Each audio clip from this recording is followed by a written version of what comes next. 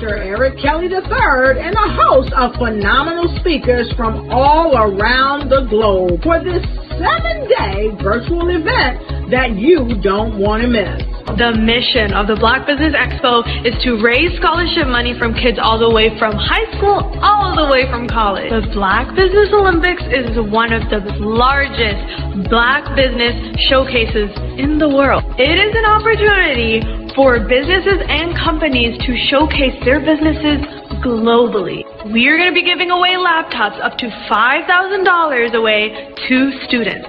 Again, I'm Olivia Appleberry, the founder of 2 Cents Finance and one of the speakers for the expo. I am so excited to see you there. For more info, go to www.blackbusinessexpousa.com or call 919-308-9090 and hope to see you there.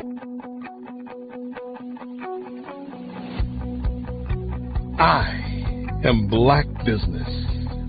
From the moment I wake until the time I sleep. Yes, I am Black Business. I am Black Business. Tell me, are you Black Business? I am Black Business. Do you support Black businesses? Listen, I support Black business because I am Black Business. Black Business Expo, one of the largest business showcases in the history of Black business in the world. The world! Sign up today at www.blackbusinessexpousa.com or call 919-308-9090. I am Black Business. I am Black Business. From the moment I wake until the time I sleep, I am Black Business. I am Black Business. Are you Black Business? I am Black Business. Do you support Black businesses? I support Black business because I am Black Business. Black Business Expo, one of the largest business showcases in the history of Black America in North Carolina. Join Dr. Eric Kelly III and a host of phenomenal speakers from all around the globe for this 7-day virtual event that you don't want to miss. The mission of the Black Business Expo is to raise scholarship money from kids all the way from high school all the way from college. The Black Business Olympics is one of the largest Black business showcases in the world. It is an opportunity for businesses and companies to showcase their businesses globally. We are going to be giving away laptops up to $5,000 away to students. Again, I'm Olivia Appleberry, the founder of 2 Cents Finance and one of the speakers for the expo. I am so excited to see you there. For more info, go to www.blackbusinessexpousa.com or call 919-308-9090 and hope to see you there. I am Black Business. From the moment I wake until the time I sleep. Yes, I am Black Business. I am Black Business. Tell me, are you Black Business? I am Black Business. Do you support Black businesses? Listen, I support Black business because I am Black Business.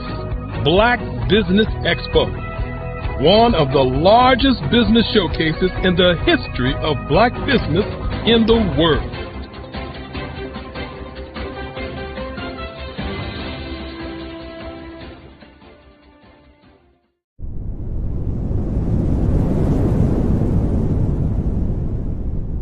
Absolutely. So our coaching program help people that have the lack of time, that lack strategies, and lack the confidence to go after their dream life. So we help them implement tools. We help them implement, I love to leave the inherited lack of finances or the education behind finances. But it wasn't until I lost my firstborn, my only son, that life changed for me. And where I was going after it all, living the corporate life, hit my 6-figure income, and living in my dream house with my dream man, driving my dream car. Wow. I nearly lost it all when I lost my son. And so I realized it only takes one financial catastrophe that can change your entire life. That's what made me start All New Beginnings. Because no matter what's going on in life, there's a new beginning. And because of that, we develop a program called Wise Minded. My little slogan is, don't just dream it, let's live it. If they want to connect with you or work with you, what is the best ways for them to be able to do that?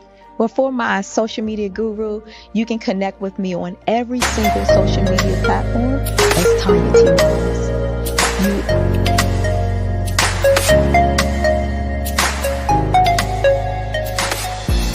Over the past few years, we've seen the growth of existing and new initiatives focused on financial inclusion, building global networks, and reducing the wealth gap in response to the idea there's not enough seats at the table.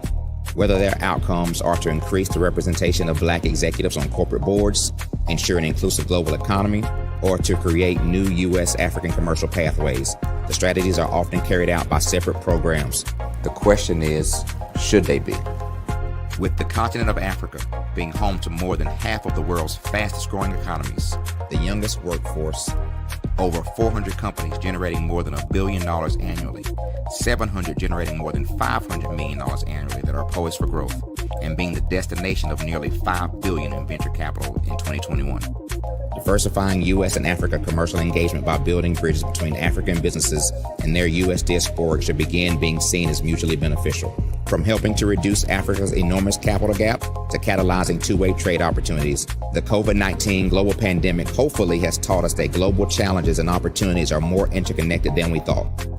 During the pandemic, African companies like Unicorn Flutterwave, insurance provider Reliance Health, ride-hailing app Yasir, and 54Gene, the continent's first bank of DNA on people of African descent, proved that when African companies have access to networks, capital, and information, they grow big, grow fast, and create solutions that are valuable to the world. This is why Be Direct was created. We are the first U.S.-based but African-centric board preparedness and board search company designed to connect U.S. Black talent and corporations to African businesses. Unique and fundamental to Be Direct's success is our process of helping board candidates adapt their experience and networks to an African context before they're connected to high-growth companies that are looking to locally and globally scale. From our focus groups with African business execs and government leaders, we don't ignore the sentiment that business is easy, but people are hard. Having a pool of board candidates with hard-to-access networks and extensive experience across the business life cycle, including successfully raising capital, is table stakes for an initiative like this. So yes, we have that. But corporate or entrepreneurial success in the U.S. does not guarantee success in Africa. Developed alongside industry partners on the continent, our training program, Be Direct Prep, is designed to transpose their experience to create cultural comfort, understanding, and a commitment to helping businesses in Africa scale. Our board governance sessions are African, continental, and country-specific, integrated with cultural awareness and dexterity training, masterclasses led by African industry execs, and mentoring and coaching from African continental-based facilitators.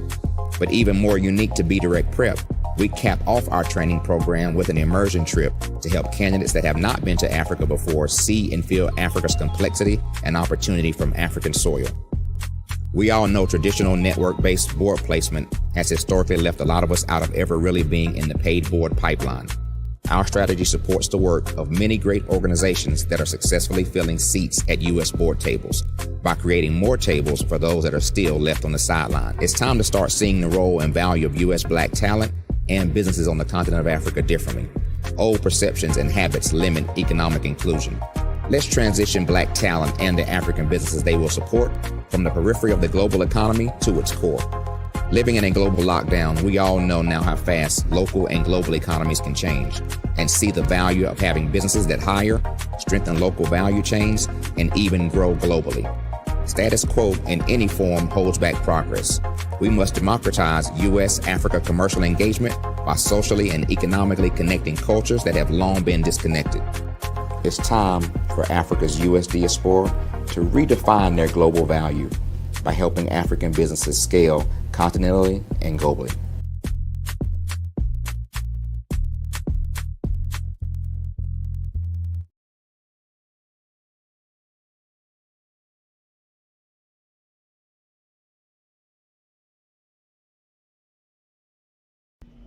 Why do I do what I do? You know, my life coach asked me that a few years ago. And she said, Tony, what's your why? And I told her, and she said, girl, you've already accomplished that. Perhaps you need a new why. Hi, Tony Harris, Amy Hoydu with Say It Said Marketing, one of your students. And just wanted to say thank you, Tony Harris, for spending so much time with me and giving me that boost in my business that I so drastically needed.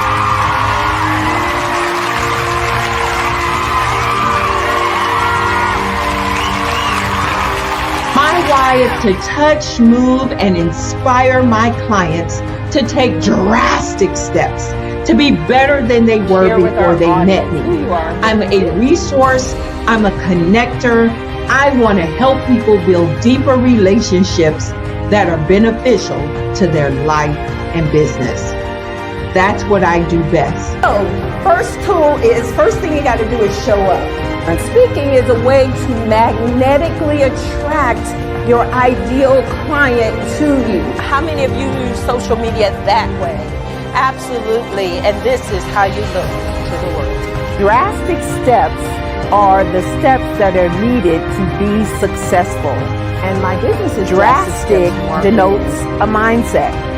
Getting out of your comfort zone, doing something that you don't necessarily feel comfortable doing, want to do, but you know it's a necessary step to be successful in your business. I get the most satisfaction when I see my connections flourishing into relationships long after I am gone. Hi, my name is Jasmine Augustine with Media Jasmine, and I've joined several networking and referral groups in the area. And Network in Action Northeast Houston with Tony Harris Taylor is one of the best organizations that I've joined. I love that piece of what I do, and it is what fuels my fire.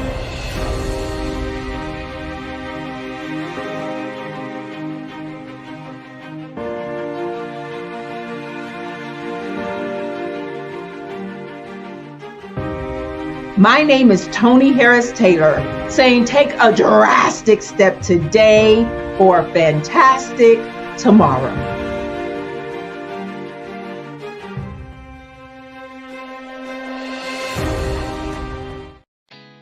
Did you know women represent just 3% of Fortune 500 CEOs and less than 15% of corporate executives at top companies worldwide? Have you wondered what the secrets are to getting into the top ranks, whether in the private or public sector? Do you want to figure out how to stop being held back in your career or passed over for promotion? Then you're in the right place. Hi, I'm Dr. Madeline Ann Lewis, President and CEO of the Executive Women's Success Institute. I have decades of experience in the military, the federal government, and corporate America, and my mission is to help women succeed and tap into their full potential. I want to reach 1 million plus women around the world to become the leaders they are meant to be.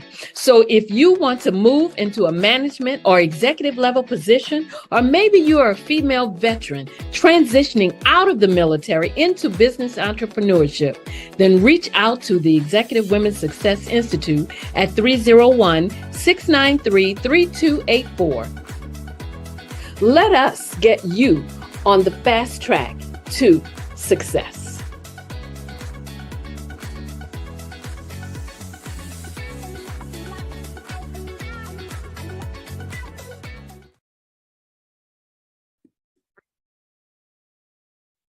Hello, I'm Dr. Madeline Ann Lewis, President and CEO of the Executive Women's Success Institute.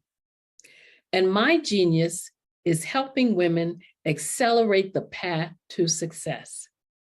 You know, I was blessed to have strong women in my life who encouraged, motivated, and pushed me to do my best and to never even think about giving up on my dreams. So I say to women, we must show up to rise up. We have talents and potential, but who will see them if we don't speak up? and get noticed. I know that women are a tremendous resource on this planet, and there is nothing more fulfilling than helping a woman tap into her full potential. I do this because I want to be a part of helping as many women as I can to show up, to rise up. I do this because genius is common. Bravery is not the absence of fear, but the ability to overcome it. We stand for those who defy suppression, who speak out, and those who walk the road less traveled. Everyone deserves to be seen and their voices to be heard. We're sparking a movement, growing a community of creators united by the desire for freedom, choice, equity, and ownership. At Fanbase, it's all for one and one for all. We support each other to guide, promote, and uplift you in a place where you can unapologetically be yourself. A place where your voice, ideas, and creativity are not just welcomed, but celebrated. We are Black founded, minority funded, and supported by a diverse, inclusive, powerful community that believes in the strength of authenticity and individual choice. Regardless of success or background, we welcome you, the marginalized, the underappreciated, the successful, the superstar. We're for all who seek a space to express themselves freely, where they are rewarded for being their authentic, true self. We transcend labels because only we have the right to define ourselves. We are built for the brave, the culture, the creators, and for the future where everyone has a power to shape their own destiny, where all are empowered, voices are amplified, and freedom is embraced. For the first time, you have a chance to own the platform you helped make popular. It's a revolution, a movement in how we connect, create, and share. Everyone is a creator, and everyone has a fan base. Here, you can be you without limits.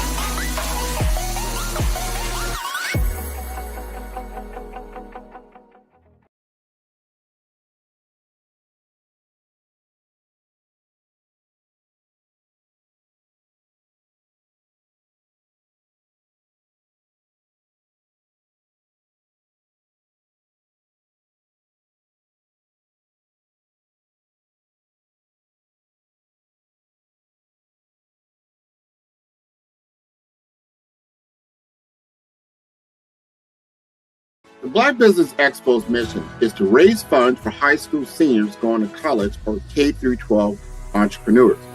This expo is a fundraiser for students. Please, you may go to www.blackbusinessexpousa.com to donate to the scholarship fund or use the Cash App at $BBXUSA. Our goal is to give Black business? I am Black business. Do you support Black businesses? Listen, I support Black business because I am Black business. Black Business Expo, one of the largest business showcases in the history of Black business in the world. The world. Sign up today at www.blackbusinessexpo.com. blackbusinessexpousa.com or call 919-308-9090. I am Black Business.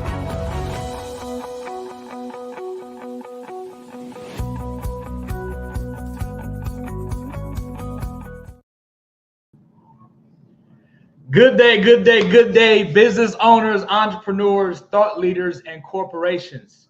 Welcome to the Black Business Network. My name is Jerron Walters, aka JL the Genius, and I am your moderator, and I'll be your speaker for this next hour. And this is the Black Business Network, and today on the Black Business Network, this is a 24-hour business network showcasing Black businesses, business owners, entrepreneurs, and thought leaders worldwide. We have speakers from North Carolina, London, Singapore, Africa, Jamaica, and cities all around the United States. The Black Business Network is a global community sharing its business knowledge to empower, inspire, and educate businesses about business. And now, with the next thing I'm going to do is I'm going to introduce myself so you can kind of know about me and who I am. And like I said, my name is Jerron Walters, right? I go by JL the Genius, and I'm a marketing strategist who helps coaches, consultants, course creators turn their annual income into monthly income using automations and virtual events. I'm the founder and CEO of Elite Commerce LLC, and my company is known as the Funnel Finessers. I'm also the author of the Profit Funnels ebook and an international gold medalist speaker on this platform that you're on today. My purpose is to educate, entertain, and empower others to become the best versions of themselves and use their voice to change the world. So that's a little bit about who I am. And today, what I want to talk to you guys about is about how you can grow and scale your business using something called funnels. Now, you may be thinking about a funnel cake. You may be thinking about a funnel for your oil in your car. That's not the type of funnel I'm talking about. What I'm going to be talking about is literally how I took a coach who was making 6 figures a year to $3 million a year. And I want you guys to be able to implement this and do the same within your business as well, right? So when I first got into entrepreneurship, I started off, it was like 2016. And I didn't really know what I wanted to do at the time. All I knew is that I had an idea, right? I created an invention and I wanted to figure out, okay, how can I get this to the next level? And by doing that, I was in the process of paying this company to help me with my invention. And it turns out that the company was a scam. It was a complete fraudulent company. And so I had to earn the money that I spent paying this company to rebuild and to actually, start my entrepreneur journey all over again. And it was terrible. Like I felt so bad when I invested in that company and didn't get a return that I vowed to never do that to my prospects. So one of the things that I was doing, I used to try to wholesale. So I would go around, drive around Indianapolis. Any house that I saw, I would call the number. And as I was calling these numbers, I got in contact with a guy. And this guy was like, man, I love what you're talking about. Why don't you come meet me, at my office and we can talk more about your idea and how we can get it to the next level. So I go to this guy's office. It was like near a college campus. And when I go to this office, he's just like, man, like we had a great conversation. And he was just like, man, I love everything that you're talking about with your idea, but you're missing one thing. And I'm like, yeah, I need sales. I need money, right? I need money in my pocket. He's like, no, he's like, that's not what you're missing. There's a step before that. He said, what do all businesses need? And I was like, sales, money with a great location. And what do you think the answer was? Put it in the chat. If you guys are watching right now, put it in the chat. What do you think all businesses need to be able to succeed online? Well, the answer was, he's like, all of those are great answers. He's like, but you need marketing.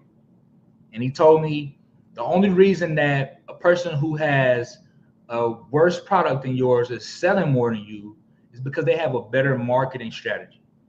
And he gave me 2 books to read. One of them was Never Split the Difference by Chris Voss. And the other one was a book that completely changed my life. It was called .com Secrets by a guy named Russell Brunson. Now, this guy, Russell Brunson, he went from 0 to 100 million with his company in 3 years without using any venture capital. So that means he didn't get any money from anybody else. He just used his marketing tactics to be able to grow from 0 to 100 million in 3 years. And now he has his company's well over $1 billion. And so I'm like, when I learned about that, I'm like, that's what I want to do. I want to learn how I can grow and scale my business at that rate. See, right now you may be in entrepreneurship and it may be a grind, it may be a hustle. But the reason why you see people on social media and all these other places that it seems like they're doing better than you, it's not because they're smarter than you. It's not because, they have something that you don't have. It's not because they got this big old inheritance and now they can go out and spend a bunch of money on advertising. That's not it.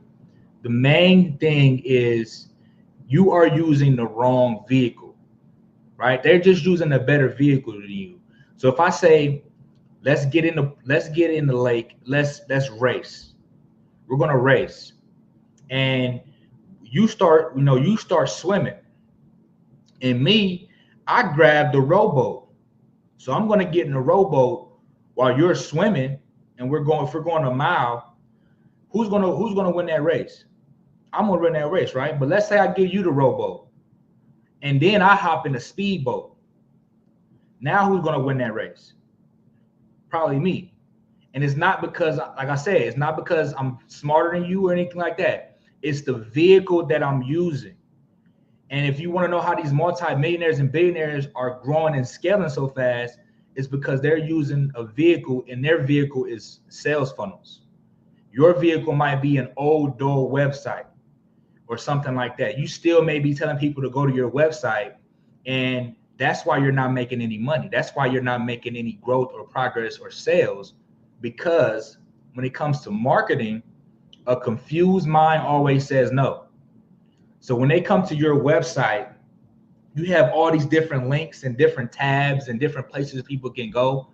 And so when they're going through the process of making a purchase, it's a lot of things getting in their way. And then you got to add things to cart, and you got to go to the cart to check out. It's too many steps in between them coming to your site and them actually purchasing from you, right? So what funnels do is they kind of close that gap. They make it to where when you come to this site, it's only one thing you can do on this page. So think about your website getting broken up into pieces, right? So instead of them seeing all of your products at once, you just putting all your products in their face. Now they only see this one product. Or before they even see the product, you're collecting the data. You're getting the name, phone number, email, right? And another thing about the name, phone number, email, that's data. So before you can even go to the next page and see my product, you have to give me your information, which is the data that I collect. If you are not collecting, and I want to say this very clear, if you are not collecting names, phone numbers, and emails from your prospects, you don't have a business, you have a hobby. We're not in this game, we're not on this network to have hobbies. We're in this network to run businesses. So one of the things that you should get started on right away is building your list, building your email list, right? So think about the people you have in your phone. That's a list. Think about the people you have following you on social media. That's a list, right? But there's lists that you are borrowing, and then there's lists that you own. I had a guy one time, he's one of my good friends now. He's a big social media influencer. This man ran his account up. He got up to like 5 million followers. He got to 5 million, and somebody sent him a link in his DM. He clicked on the link. The next thing you know, his page was completely gone. And this happened to me on a lower scale as well. So I felt this pain. but I only had like a couple thousand followers. He had 5 million followers. And just like that, overnight, his following was completely gone. He had to start from scratch. Now, why did that hurt him so much? It hurt him because, one, it took work to get there. And then number two, he didn't collect the name, phone numbers, and emails of the people that were following him. So he didn't have a list, right? So we have to be able to transition from the list into which is something that you're borrowing to something that you own, which is your own email list, right? So go from the social media to your list. And when I was telling you about that guy who helped me with those 2 books and helped me actually understand that all businesses need marketing, that's when I really dove deep, guys. I got really hyper focused on, okay, how do I become a better marketer? Because if I can market, it doesn't matter what I'm selling or what industry I'm in, I'm always going to have a successful business. And so that's what I want to talk to you about. Switching from not knowing how to grow and scale to being able to have 6-figure months or years if that's what you desire, right? So when it comes to funnels, the first thing you guys have to understand is that this is a step that you cannot skip. The very first step is you have to be able to identify who your ideal client is. I tell people this all the time, and when I tell them this, they say, "Oh yeah, I know who I'm targeting." And I say, "Okay, who's your ideal client?" Well, I'm targeting moms from 35 to 55. I'm like, nope, that's not it. Your ideal client is not a group of people. It's one person that you should be focused on, one person that you should be speaking to, one person that you should be targeting. So you're not ranging from 35 to 45. It's a specific age. What's the age of this person? What's the gender? You can have a male and female avatar, right? Female dream client. What's the gender of this person? What where do they live? What kind of foods do they eat? What's their biggest dreams? What's their biggest fears? What's their greatest fears? What are the obstacles that are stopping them from success? What do they feel like is in their way? And so a lot of people talk about the demographics, but we have to also understand the psychographics, how these people think. And you have to know how your customer thinks and what they like more than they know what they like. Because if you have a detailed explanation of their problems, they're going to automatically assume that you have a detailed solution for their problems and that the solution is better than what they have. Because if they knew it, if they could figure it out already, they'd already be there. They'd already have the success and be successful. They're not there, right? So, and a lot of times when it comes to your dream client, think about yourself 5 years ago. What were you studying? What were you trying to do? What were you trying to accomplish? What set you on the journey and on the path that you're on now? Once you get clear on identifying who your prospect is, that's the very first step when it comes to funnels. So I'm gonna teach you the 4 components. All right, so the first one is knowing who your ideal prospect is. Once you identify that, now you need to get to the next phase, which is where these people are. Like where are they? Where are they spending their time? Where are they spending their money? If you can find somewhere they're spending their time, that's good. If you can find somewhere they're spending their money, that's even better. But if you can find where they're spending both their time and their money, that's the sweet spot. That's where you really want to be. And so how do we figure out where these people hanging out? Well, I'm gonna give you guys a quick hack. You guys know that we have technology, and that's the beauty of living in today's society. I couldn't imagine, growing up in the Stone Age where when Dr. Kelly was coming up and they had to do guerrilla marketing, right? So, and big shout out to Dr. Kelly and the whole Black Business Network for hosting this event. But we have the internet. So if you want to figure out, okay, where are my dream clients? There's a couple of things you can do. One of the things is called the Dream 100. And this is where you list out 100 influencers or people who have your audience, right? People who have a large following and they are selling to your people already.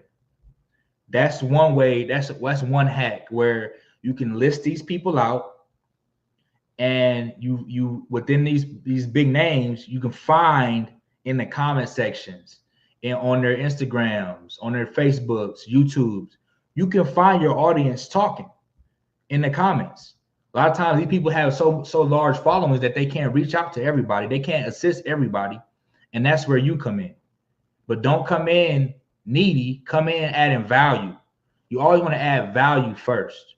It's like when you going on when you want to go on a date with a girl, right? You don't just come at her and say, "Yeah, baby, let's get married, let's have kids."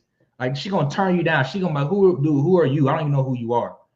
You want to add value, bring something of value to her life or to that person's life.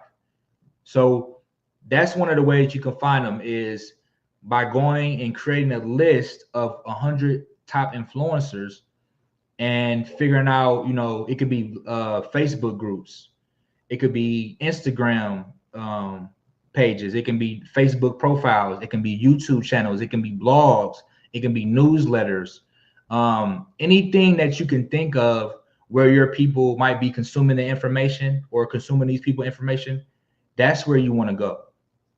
And another quick hack to this, the second portion to that, is there's a site, and it's a cheat code. I'm gonna give you guys a cheat. Should I get it? I don't know if I should give you guys this. Put some fire in the chat if you've been getting value so far. Put some fire in the chat, because I don't know if I want to give you guys this site. Well, no, I'm gonna give it to you. I'm not gonna hold back. Okay, I'm gonna give it to you. And this is a site that is gonna pull up the blogs, the YouTube channels, the influencers, things like that you can follow within your niche. And the site is called Spark Toro. It's called Spark, SparkToro.com. And what this site is going to do, you're going to go to this site and you're going to type in your niche, whatever niche you're in, and you're going to type in a keyword. And it's going to pull up. They have a free version, but they have the paid version as well. But it's going to pull up a list of what I was just talking about, the YouTube channels, the blogs, the podcasts that people are listening to, who follow that keyword, who follow that, whatever your niche is. And now, once you know the hot spots, the hangout spots, you got to think about it. It's like a congregation. It's like if you go to a church, you're going to find a bunch of Christians. You go to the mosque, you're going to find a bunch of Muslims. You go to the basketball court, you're going to find a bunch of ball players, right? So if you had that one person in mind, that ideal client, and then you know where they're congregating, you know where they're hanging out. Now, what is the next step? Like, okay, JL, I know who I'm targeting. I know who they are. I know where they are and where they're hanging out, where they're spending time and money. Now, how do I get them into my world? So now brings me to the third step in the process. First step is who. Second step is where. The third step is what. What are you going to offer them that is valuable? And this needs to be something that's going to catch their attention. I remember when I was listening to this guy tell a story one time, and he was talking about how there was a hunter, not a hunter, a hustler in the village, and this guy used to always make the most money and sell the most fish every year. So he would go fish, and he would come back to the village, and everybody would just, he would be able to find the right people to sell out his fish. So he's selling out every day. And the other villagers, they're like, man, we can barely even sell 1 or 2 fish. They were on like the main strip, and this guy wasn't on the main strip, but he was selling more fish. They're like, man, what's your secret? He's like, you have to figure out what you can do to attract the right prospects, what you can do to bait the right prospects, right? So when I say the what are you going to offer them, your people, maybe for free, to get them to come into your world and say, hey, I want to see what's going on. I remember when I was in I was in high school. I used to play ball in high school, and after school we would always have to go like to do study hour. So we would go to the study hall, and it was like an hour before practice. So we would go there, and I remember I got up one day. We were all at the computer. All the ball players were spread out on the different computers. I got up one day, went to go walk to the restroom, and as I'm getting up, I'm just walking by. I'm just looking at people's screens, and then I just see everybody is on ESPN. Everybody is on, searching up who's the top prospect for our class, who's better, LeBron or Kobe. And so I just see all these ball players in this space. I'm like, if you have something that's going to catch their attention, it has to be good. It has to be so good. It has to be better. Your free stuff that you give away should be better than people's paid stuff. What do I mean by that? I mean that if somebody's already locked into something that they're interested in, how are you going to get their attention? You got to hook them. You gotta distract them from what they're doing right now and get them to look over at you and see what you're doing. And that's by having a powerful hook and a powerful lead magnet, we call it, so you can attract them into your world. Once you got their attention and you're attracting them and you're solving a problem that they need, because they have some type of problem. Whatever our job as entrepreneurs is, just to be problem solvers. That's it. That it is what it is. But every solution creates a new problem. So it's a problem solution cycle. Somebody has a problem, it gets solved. So somebody is thirsty. So somebody is out of shape. That's a problem. They go to the gym, start working out. That's a solution. They've been working out. Now they're thirsty. That's a new problem. Now, from that new problem, they go get a drink, a Gatorade or a water. Now they quench their thirst. So see, every problem has a solution, but every solution creates another problem. So whatever you're giving them for free, whatever value you're giving them and catching their attention, that should solve a problem that they have, a very specific problem. Whether it's generating leads, whether it's getting exposure, whether it's getting on Billboard, whatever the problem is that you're solving, give it to them for free. And you give them your best stuff. A lot of times I hear people say, man, I don't want to give away too much. I feel like I'm giving them too much. If you ever feel like you're giving somebody too much information, you know what that means? It means you don't know enough. You need to hit the drawing board. You need to go learn some more. Because when you give away free information, valuable information, the people are gonna be like, man, his free stuff, her free stuff was so good. I wonder what I could get from her paid stuff. Right? So now you're adding value to the marketplace. We live in a informational age where you can look up something on TikTok, on Google, on Instagram. And if you're hoarding information, there's somebody out there who's giving that information that you're hoarding away for free. And they're making a lot more money than you. Right? So we talked about the first step, which is who is your ideal client?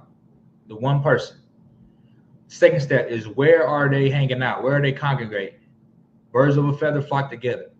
So if you can target that one person, the people around them will be attracted to you as well. The third thing is figuring out what are you going to give them that's valuable, that can catch their attention, and that can bring them into your world, right? We're talking about funneling, right? So once you figure out, okay, this is what I'm going to give them, the last thing is wow. You want to wow your prospects. Like I told you, you wanted to have it to where it's so good they can't believe it. They're thinking they're putting a gun to your head and robbing you because this was so good and you gave it away for free. And once you wow them, you allow them to, you solve that problem and allow them to get results, they're going to want to come back and do business with you. This is how we were able to grow and scale not only that coach, but other coaches as well, and how I've been able to create a 6+ figure business for myself. And this is the strategy. This is the 4 steps: knowing who you're targeting, where they are, what you're going to give them, and how you're going to wow them. That's the 4 simple steps. Once you got those steps in place, now it becomes rinse and repeat, right? If you're a consultant, I always tell consultants, how many laps did you run? Like, oh, laps, I'm not in shape. No, I'm talking about how many laps, how many leads did you get this week? How many appointments did you set? How many presentations did you have? How many sales did you close? You got to run your laps. And all of this only comes through repetition. So when you first start out, you're going to be terrible trying to reach out to people. You're going to sound awful, right? But you have to keep doing it and keep going until you get better. And don't be afraid to, when somebody replies to you and they're talking about the money, don't be afraid to hit them with that next step. Like, hey, book a call. Hey, here's my product. Here's my service. You should be making an offer every single day, right? And let me kind of, so I explained the 4 steps of a funnel. But a funnel is just one crucial piece to your overall online success. So funnel is just the one piece. So think about the funnel as the house, right? So the funnel is your house. That's your foundation. I remember when I had some roommates in college, and with these roommates, we were looking around, we were house shopping because we didn't want to stay on campus. And we found a pretty nice house. It was like 3,300 square feet. It was about 1 acre of land. It was nice. It was enough room for all of us, right? Like 3 or 4 of us. And so when we got the house, there was no furniture in the house. So the funnel was the house. Think about the funnel as the house. Then when you go inside the house, that is where it was no furniture. So we had to put furniture in the house to make it a home. And what that is equivalent to when it comes to the online space, think about the funnel being the site, right? That's like your website.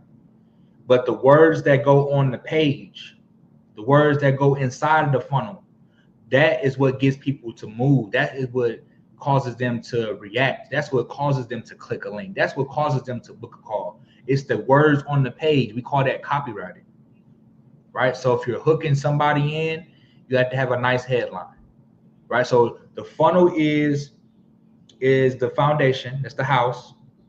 When you put the furniture in, that's the copywriting, right? That's the words that go on your page, on your site. Once we did that, we put the furniture in the house. We like, man, everything looks amazing. It looks good. Let's have a housewarming party.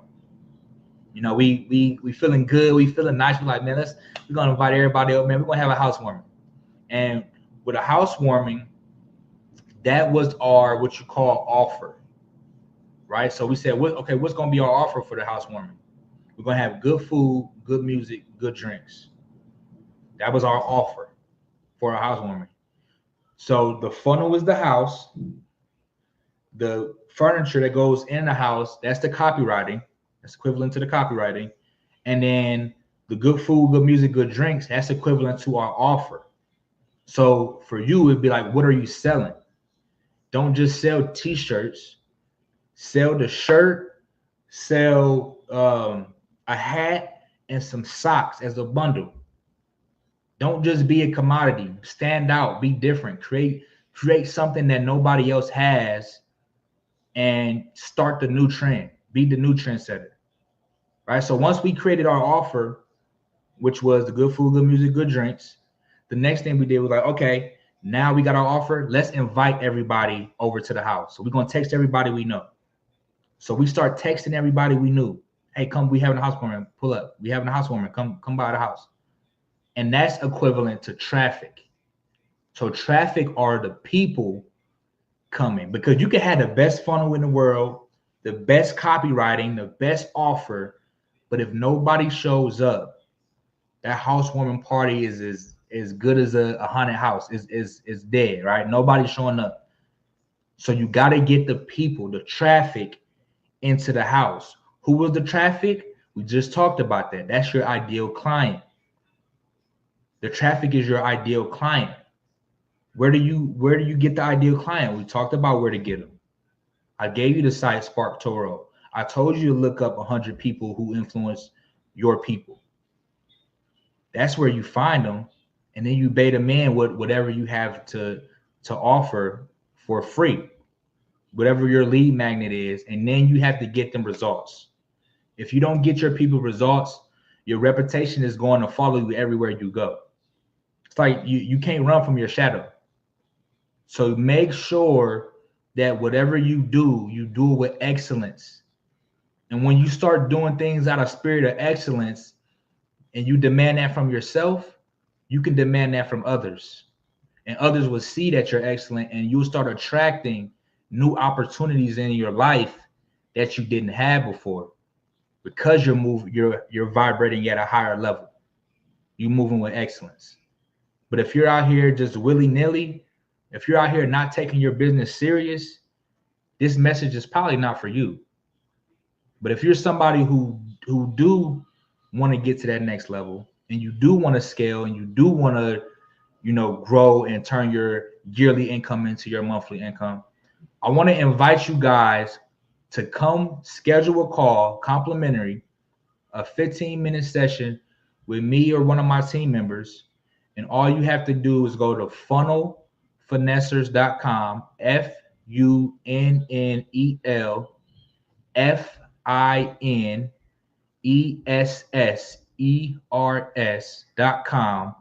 FUNNESSERS.com/schedule-a-call. And you can schedule a complimentary session with me and my team members, and we're going to see if you're even qualified to work with us, and if we are qualified to help you. If it's a good fit, we'll talk about the next steps. If it's not a good fit, we'll give you some resources that can help you until you're ready to become one of our ideal clients. So I hope whoever this message was for received this message. I hope you guys digest this information and take this in, because business doesn't have to be complicated. If you follow simple rules and simple principles, then the money will follow you, right? Everything will start coming to you, and you'll be in a position where you got so many clients coming to you, you have to start referring them to other people. That's a good problem to have, right? Right now, your problem is you might not have any clients. When you solve the client problem, you're going to have another, it's going to be with the solution. You're going to have another problem, because now you got too many people want to do business with you. And now that creates, it'll have an opportunity for another solution. But I hope you guys found this valuable. If you want to follow me on any platforms, you can follow me on all platforms at JL the Genius, JLTHEGENIUS. I'm also on YouTube. I'm on Instagram. Find me on Facebook. You guys can literally find me anywhere where there's an online platform. And I'm always happy to help and serve you guys. Like I said, make sure you go to funnelfinessers.com/schedule-a-call, and you'll be able to get a free 15-minute session with me and my team. And we'll talk about a marketing strategy for you that can help you get to that next level. And for Dr. Kelly and the whole Black Business Network, I want to thank you guys for keeping this up and continuing to do great business and great work. A lot of these kids, they need laptops for college or to start their entrepreneur journey, and you guys are providing that. So I want to thank you guys for putting people in position, because you guys are in position. This is how we all win. This is how every other culture and race wins, because they help uplift each other. There is no competition. It's only collaboration, right? And if we learn how to collaborate, like Dr. Kelly, has done so masterfully, and we learn how to contribute to one another's lives, then it's easy for us to get out of the hole that we're in and shrink that wealth gap, because we are behind. We are 400 years behind. That's like somebody starting a race, running 400 laps and saying you can finally go. But we're not going to use that as an excuse, because now we have technology. Now we can go 400 laps and less than half the time it took them, right? So we're going to use technology, we're going to help each other, and we're going to leverage the expertise of others to climb on each other's back and get out that hole. So again, if you guys want to follow me, I'm JL the Genius. I'm so happy I can serve you. And for the action takers, make sure you go to that link, because I want to help you guys literally grow and scale your business and create a marketing plan for you and your team. As I always say, you have to believe, you have to educate yourself, you have to start and stay consistent, and that is only then is when you will transform. That's how you become the best version of yourself. Believe, educate, start, and then transform. I appreciate everybody. It's J.O. the Genius, and I will see you guys on the other side. And remember, genius is coming. Hey everyone, it's Grant McGaw, CEO of 5-Star BDM and host of the award-winning Follow the Brand podcast and TV series, where I help you to build a 5-star brand that people will follow. My genius is personal brand development through intelligent communication and helping you achieve your business and career goals. I am a requested speaker on digital technology and brand development issues. I want to work with you to increase the value of your current opportunities while attracting new ones.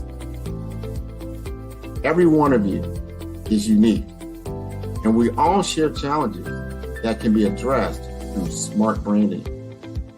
As a super connector, I work with you as an executive coach to guide you along the complicated business and career development road, providing the enhancement tools and information you need to succeed. Together, I will help you succeed in today's challenging business climate. I will evaluate and measure your progress. Best of all, I am right alongside you every step of the way. Build the brand called you. Genius is coming.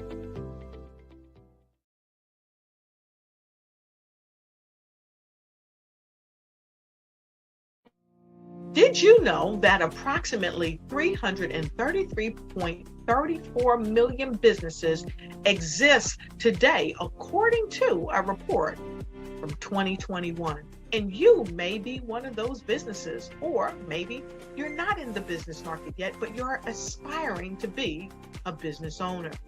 Well, guess what? You're in the right place at the right time. Because let's face it, everything is about timing and opportunity. Hi, my name is Dr. Lotus Richey, and I'm the CEO and founder of the Lotus Richey Coaching and Consulting LLC, along with the Lotus Richey Ignite Show. 15 minutes of success with Dr. Lotus Richey, as well as books to boom your business and bring who you are. And today, I want to bring this amazing message to you about the Black Business Network and the Black Business Olympics. See, the Black Business Network and the Black Business Olympics is designed to help people just like you, that's right, that look like me, to take their business to the next level. Not just in your front yard or your backyard, but globally. The Black Business Network and Black Business Olympics is designed not to just help you survive, but to help you thrive. So join us today as we come together with businesses all around the world to support our students, our children, our young teens, our young entrepreneurs. What we do is we come together to help raise funds for students who are aspiring to be business entrepreneurs, who are aspiring and who are thriving in college. We endow them with a wonderful opportunity to gain scholarship of either a laptop or several thousands of dollars. And we invite you to help be a contributor to this amazing opportunity to help someone that looks just like you. So join us today at our website and let us connect with you and help you ignite and take flight in every area of your life on the Black Business Network and the Black Business Olympics. I'll see you on the other side.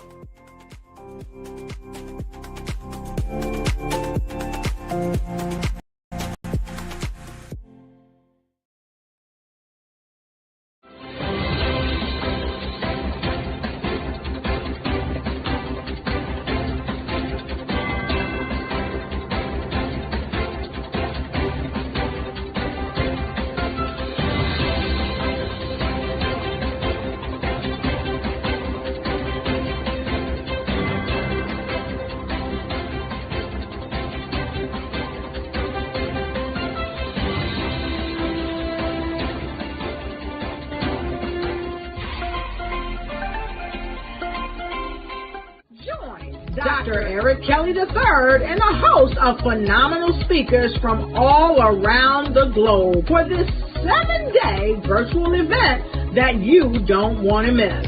The mission of the Black Business Expo is to raise scholarship money from kids all the way from high school, all the way from college. The Black Business Olympics is one of the largest Black business showcases in the world. It is an opportunity for businesses and companies to showcase their businesses globally. We are going to be giving away laptops up to $5,000 away to students.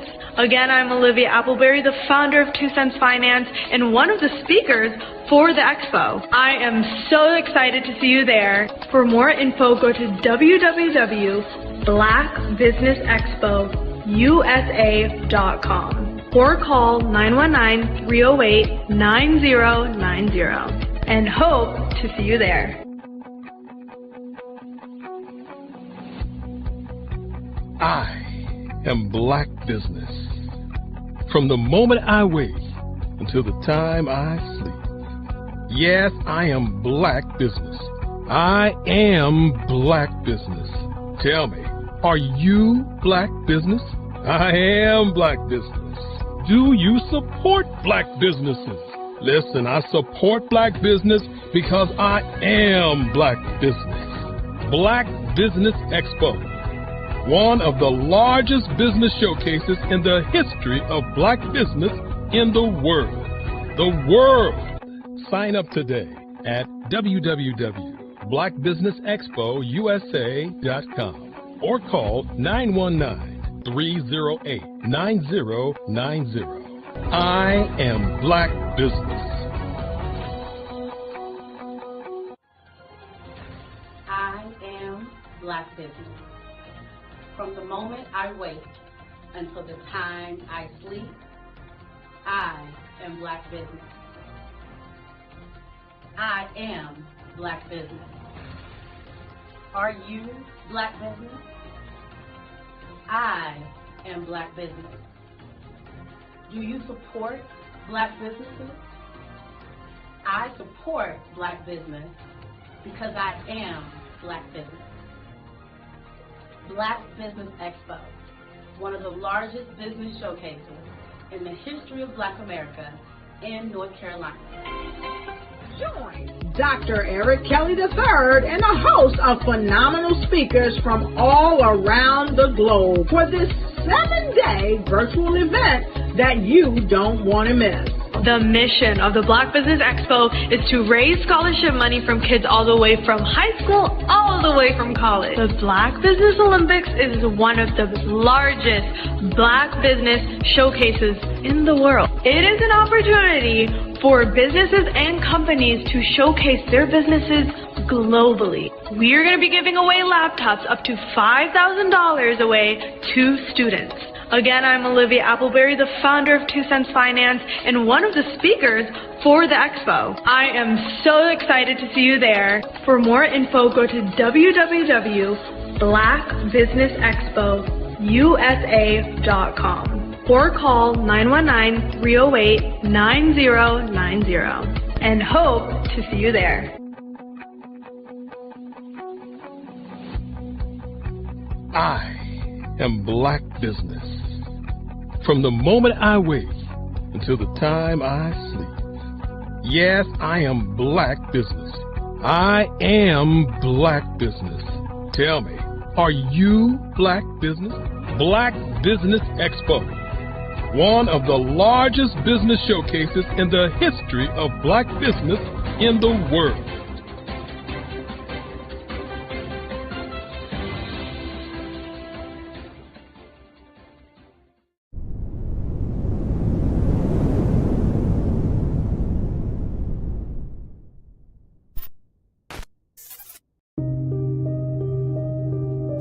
The Black Business Expo is changing my life.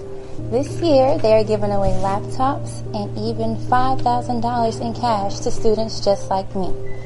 I'm Alexis, and I want to go to college to fulfill my dream of becoming an entrepreneur. Help the Black Business Expo going to www.blackbusinessexpousa.com and also becoming a vendor, a sponsor, or donating.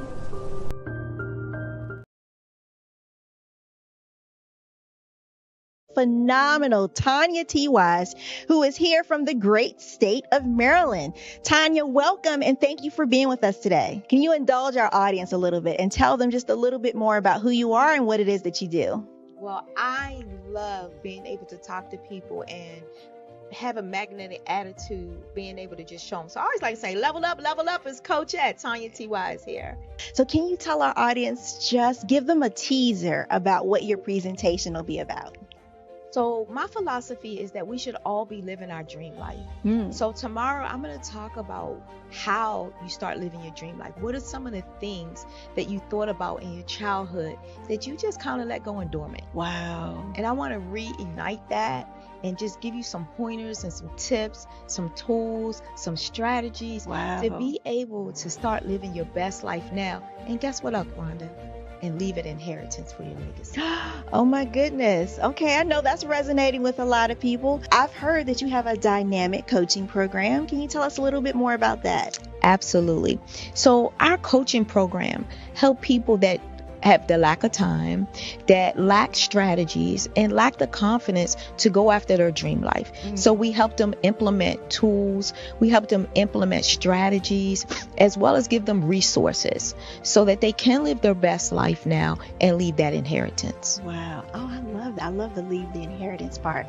Listen, you are dropping some major nuggets, and I know a lot of what you're saying is resonating with a lot of people, but I think we're all curious. How did you even make this transition into the speaking and coaching arena? What's the story behind this? So I started out in finance, and I realized that a lot of people don't necessarily go after their dream life because of the lack of finances or the education behind finances. But it wasn't until I lost my firstborn, my only son, that life changed for me. And where I was going after it all, living the corporate life, hit my 6-figure income and living in my dream house with my dream man, driving my dream car. I nearly lost it all when I lost my son. And so I realized it only takes one financial catastrophe that can change your entire life. That's what made me start All New Beginnings. Because no matter what's going on in life, there's a new beginning. And because of that, we develop a program called Wise Minded. My little slogan is, don't just dream it, let's live it. If they want to connect with you or work with you, what is the best ways for them to be able to do that? Well, for my social media guru, you can connect with me on every single social media platform as Tanya T. Wise.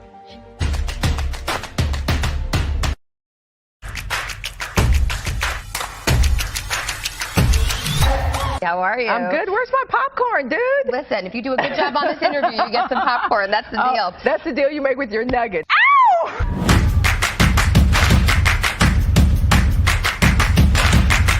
Down to the final four with our gurus. You've gone from 15,000 finalists, top 4 this week. Each of them will have a chance to shine. We spoke to Dr. Cooper Boone yesterday. This morning, WNBA champion turned life coach Fran Harris is with us right now. She's going to answer some questions in just a little bit. I'm grooving right now. Yeah, though. I know. Express yourself. You just express. Well, let's get to know Fran Harris a little bit better. Love and happiness.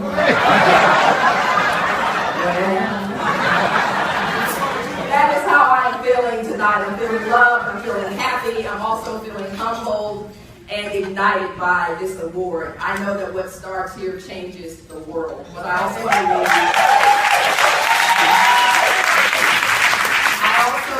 that in order to continue to change the world, we must challenge what we do here. We must ask the question, why?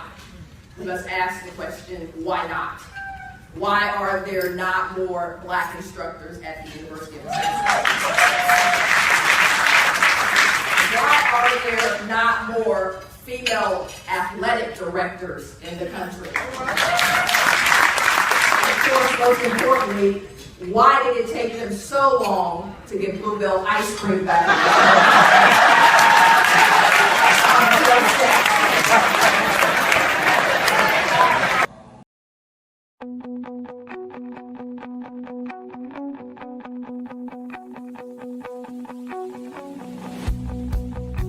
I am Black business. From the moment I wake until the time I sleep. Yes, I am Black business. I am Black business. Tell me, are you Black business? I am Black business. Do you support Black businesses? Listen, I support Black business because I am Black business. Black Business Expo, one of the largest business showcases in the history of Black business in the world. The world. Sign up today at www.blackbusinessexpousa.com or call 919-308-9090. I am Black business.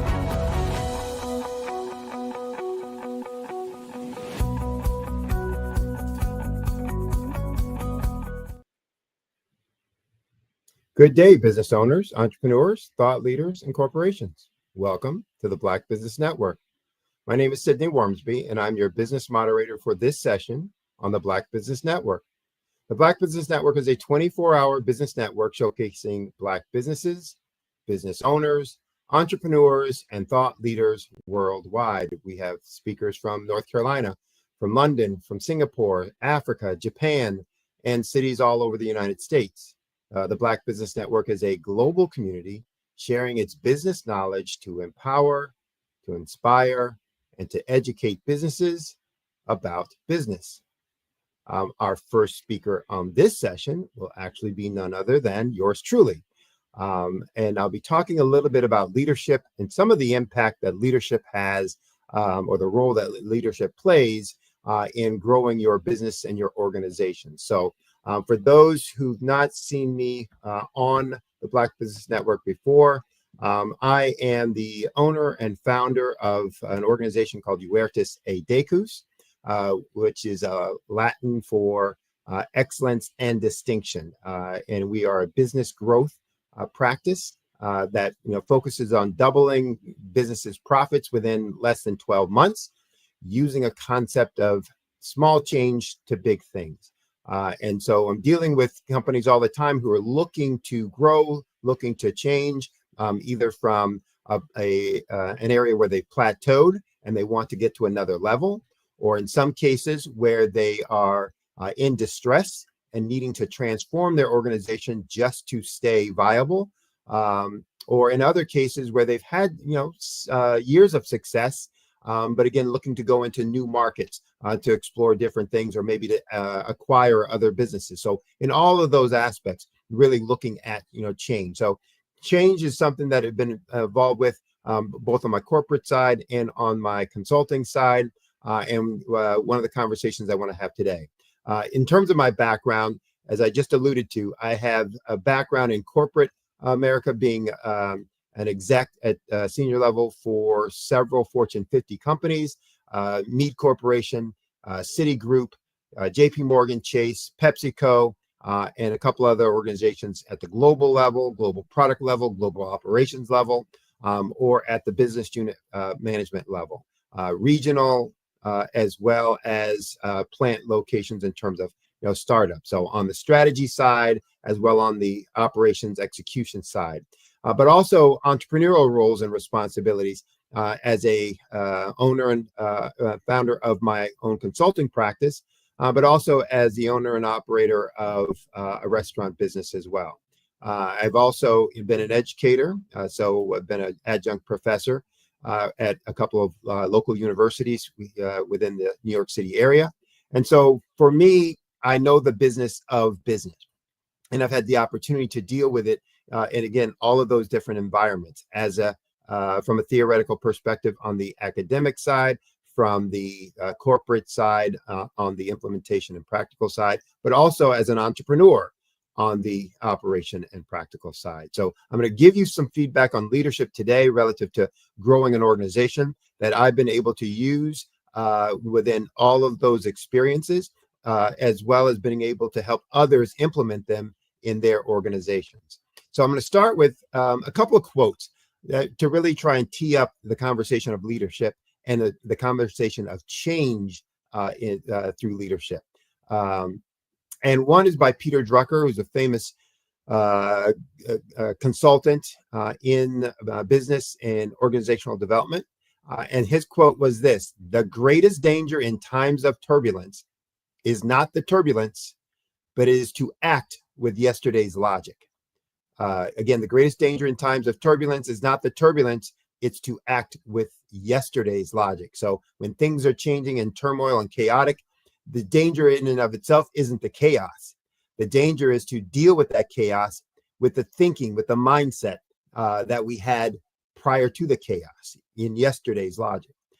Second one was by one of our former presidents, Woodrow Wilson, who said, if you want to make enemies, try to change something. People instinctively and intuitively do not like change. They're not comfortable with it. The next one, Nicky Machiavelli had a quote: "There is nothing more difficult to take in hand, more perilous to conduct, or more uncertain in its success than to take the lead in the introduction of a new order of things." Again, there is nothing more difficult to take in hand, nothing more perilous to conduct, nothing more uncertain in its success than to take the lead in the introduction of a new way, a new order of things. And the last one by Charles Kettering, which is a scientist and inventor: "The world hates change, yet is the only thing that has brought us progress." And that really goes to the heart of why change is necessary, but acknowledging the fact that most folks don't like it. So with that, and those quotes in mind, let's talk about change, and let's talk about leadership for change. So I also want to make clear that people literally get PhDs in leadership and get PhDs in organizational development and change management. So I won't be able to talk about everything that's important relative to change or relative to leadership for change in these 30 minutes or so. And I'm not going to try. So what we'll do here in this 30 plus minutes is to really try and highlight some of the major approaches, the process that will be effective, and to start your journey. And this will be just a part of the journey for you becoming an effective leader and an effective leader in the area of change. So first, in terms of definitions, what's leadership? I define leadership simply as this: the ability to influence and inspire the action of others. So leadership, contrary to many people's thoughts and impressions, is not about telling people what to do. It's not about controlling, in the negative sense of the word, people's behavior, meaning that I can force them, I can make them do the thing that I want them to do. That's not leadership. Leadership is about how do you influence and inspire. How do you get people to do things maybe that they didn't want to do, but because they saw a higher calling or a better reason for it. So leadership in this conversation is going to be about the ability to influence, the ability to inspire actions in others, getting other folks to do stuff. What's change? Change, again, the definition we're going to use here, it's any of those time periods of growth or disruption or uncertainty, and whether that's voluntary or involuntary. And change can be either. Voluntary meaning that we wanted this change to come about. We were anxious for this change to come about. We decided to make this change come about.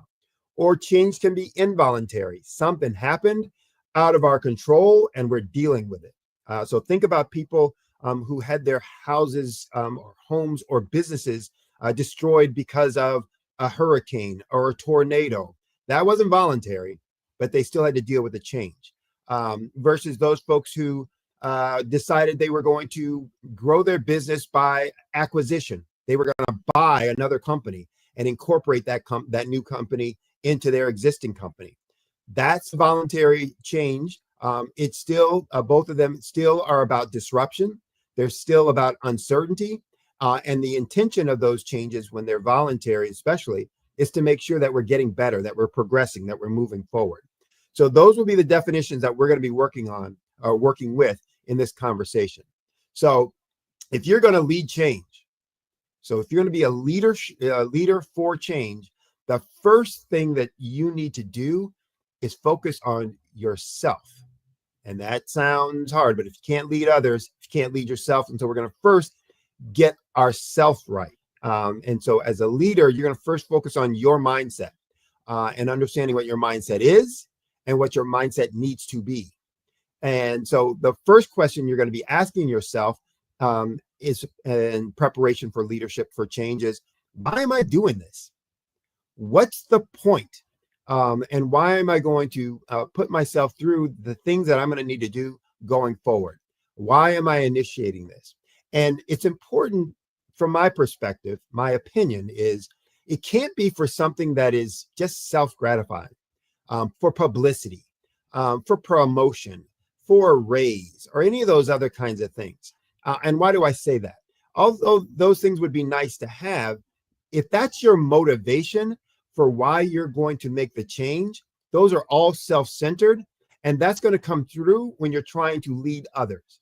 And they're going to see that you're doing it for your own benefit and purpose and not for theirs. And it's going to be hard for you to see theirs because you're only doing it for your benefit and purpose. And so if you're looking at doing something simply for, I want to get some likes, I want to have people know and notice me because of this. I want to, get my name in the paper or in this journal because of this thing that I did. I'm looking for that promotion and that, that big position that's out there that they're going to be selecting for in the next few. And I want my name to be a part of it. I want to get a big raise next month or a big bonus next year or whatever that is. Then I'm saying that your reasons are misplaced, misguided, and they're going to not serve you well when you start trying to get other folks to do things. So you need to think about, why are you doing it? And it needs to be for a reason that's outside of yourself. Have a cause that is greater than you. The reason that you're doing it is for something that is bigger and more noble than just your own self-gratification. There's a concept called servant leadership. And it is just as it sounds by the two individual words. It's how do you lead through service of others? And so in the concept of servant leadership, you're focused on how do I make myself useful for those that I'm actually leading so that they can be more productive. And because they're going to be more productive and more effective, I'll be able to achieve the things that I'm responsible for achieving and leading. And so I want you to keep that concept in mind when you're thinking about leadership for change, the concept of servant leadership, doing it, leading others in a way that you are becoming a servant to them. And that's not about doing their work. That's not about, taking on their task. It's about understanding what they need in order to be more productive and effective. And how do you provide that or make that happen? The second thing that you're going to need to look at and understand is your vision. What is my vision when I'm getting ready to lead some organization through some change and disruption? What's my vision for the future? And for leaders, really effective leaders, vision isn't a hope or a dream. It's literally a reality that just hasn't happened yet. And so when you talk with those leaders about that vision, They see it crystal clear, as if they could touch it today. It just hasn't occurred yet. It's not there yet. It's still in the working. And you need to think through what your vision is for the change you're trying to lead. What's the end goal picture? What is it? When my son was little, he didn't like to write. And one of the things I would always ask him to do when he had a writing assignment in school was use your 5 senses. Describe what you're hearing, seeing, talking about, etc., with your 5 senses. I see this. It looked like that. It smelled like this. I could hear X, Y, and Z. So when you're thinking about your vision for the future of your organization, kind of the same thing. What's it look like? What's it sound like? When your vision is in action as a reality, what are the things you're hearing? What are the noises? What are the sounds? What are the conversations?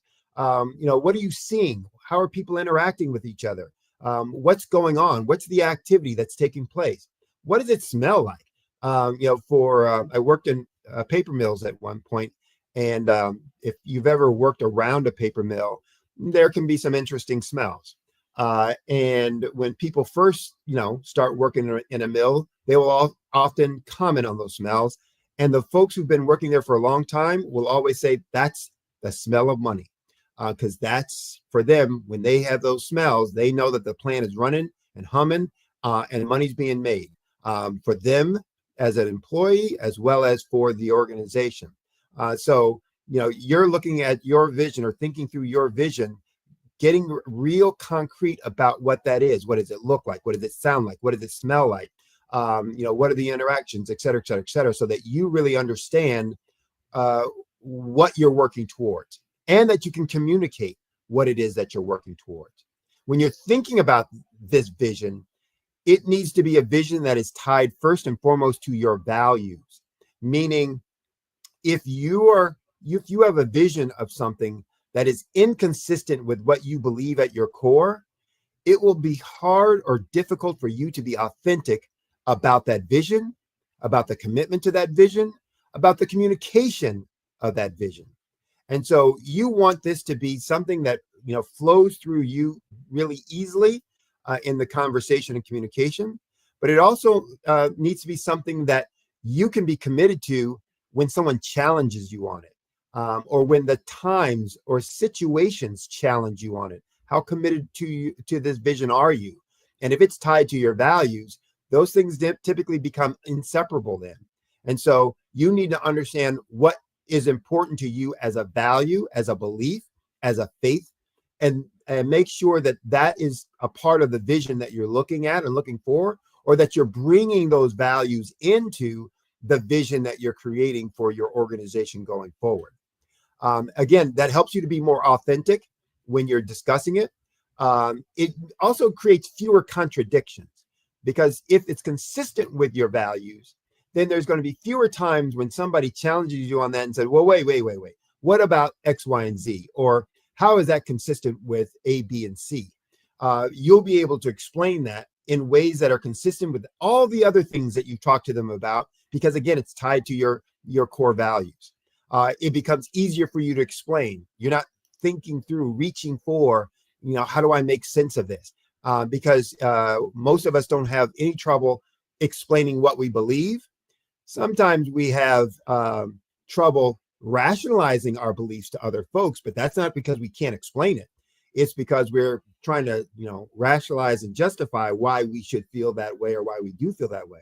So tying your vision to your values makes it also easier to explain to others, because it's consistent with all the other ways that you think in life in general. So with that, let's keep moving in on the leadership for change. The first thing that we need to do when we're creating change and we're going to lead change is create a sense of urgency. So if we're telling folks things need to be different, they're going to say, well, why? Why can't they just stay the same? We're doing fine. Or even if we're doing fine, I don't want to do something different. And so as a leader, you need to create a sense of urgency, to create the burning building, aspect. What's the danger if we don't change? What's the goal at the end of the rainbow if we do change? And so when creating that sense of urgency, this is a change and understanding change not as a nice to have, but as a must do. So we're not looking for people to do something different because, oh, that would be nice. We're talking to them about changing because this has to happen, or the world as we know it, or life as we know it, will no longer exist. This is a must do, a have to have. So as I said before, some impending doom, a burning building, an impending hurricane, all the, those are things that says we got to do something right now. Not, we'll get to it when we get to it. So bad things are going to happen if we don't. Great things will happen if we do. Second thing we need to focus on, establishing the benefits of change, meaning what are the good things that are going to take place when we implement this change and this new vision is present all around us. There's a concept called WIFM, W-I-I-F-M, W-I-I-F-M, WIFM. And then I guess theoretically or technically I should say W.I.I.F.M. WIFM. Some of you are probably saying, oh yeah, I know that, I've heard of it. Some of you are saying, what the heck is he talking about?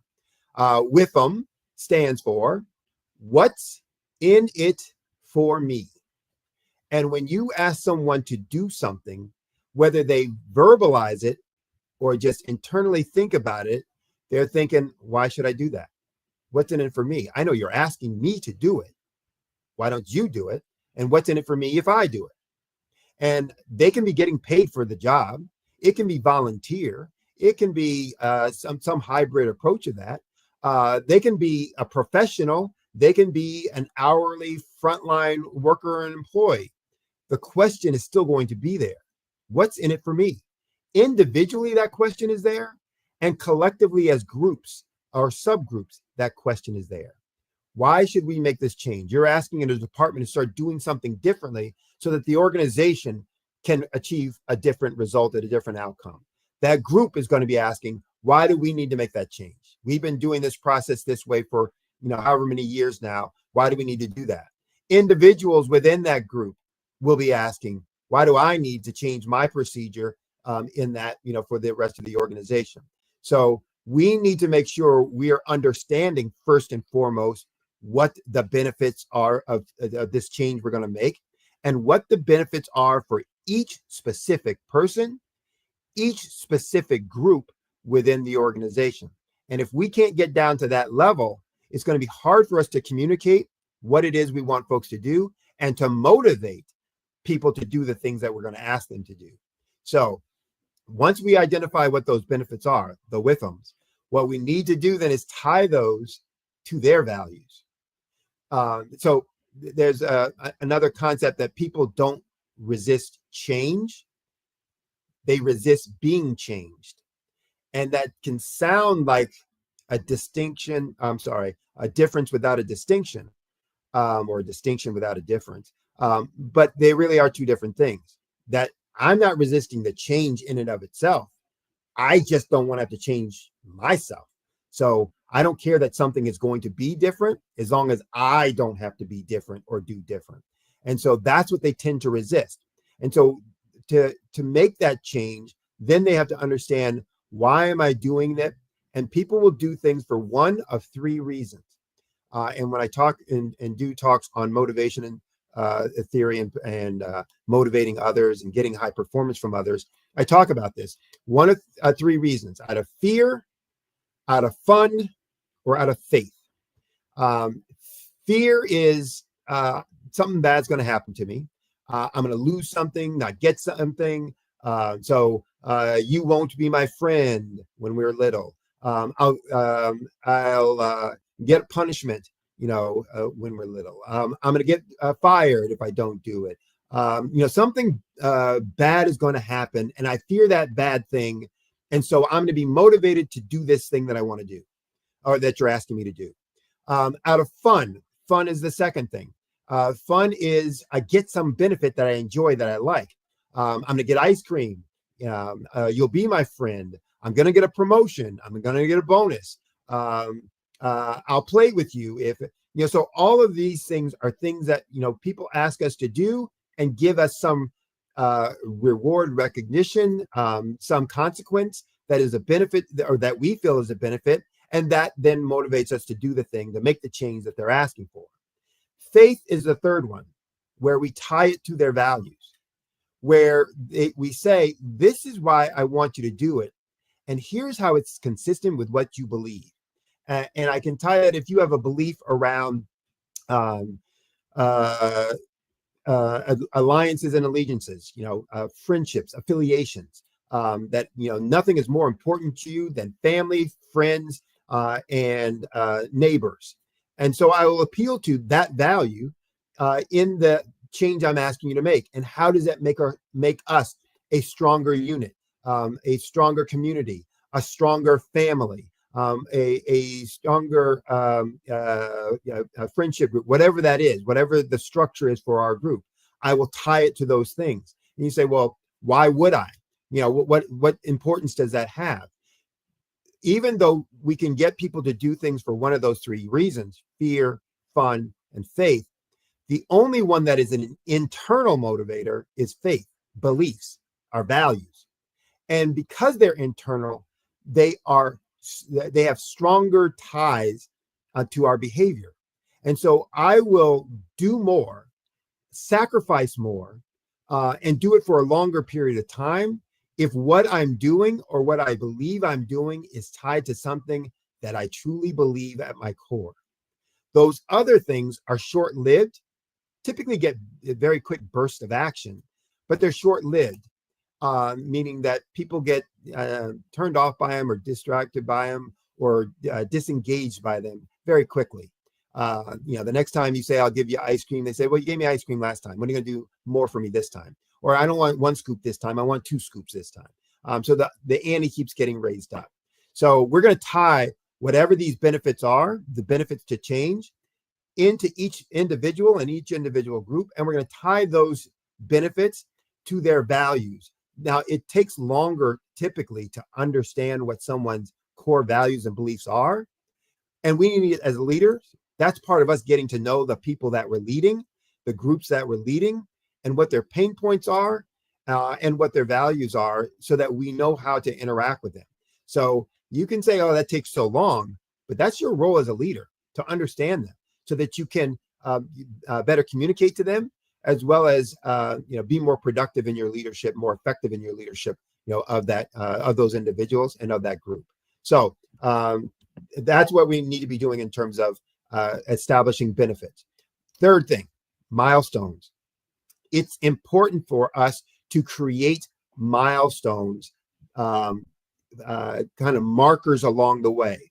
They become markers of our progress. So we do that for two reasons.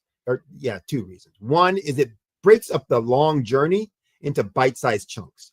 So we're getting ready to ask people, or we're in the process of asking people to make a change that's going to be difficult and maybe long and arduous, a long process of hardships and sacrifices, etc.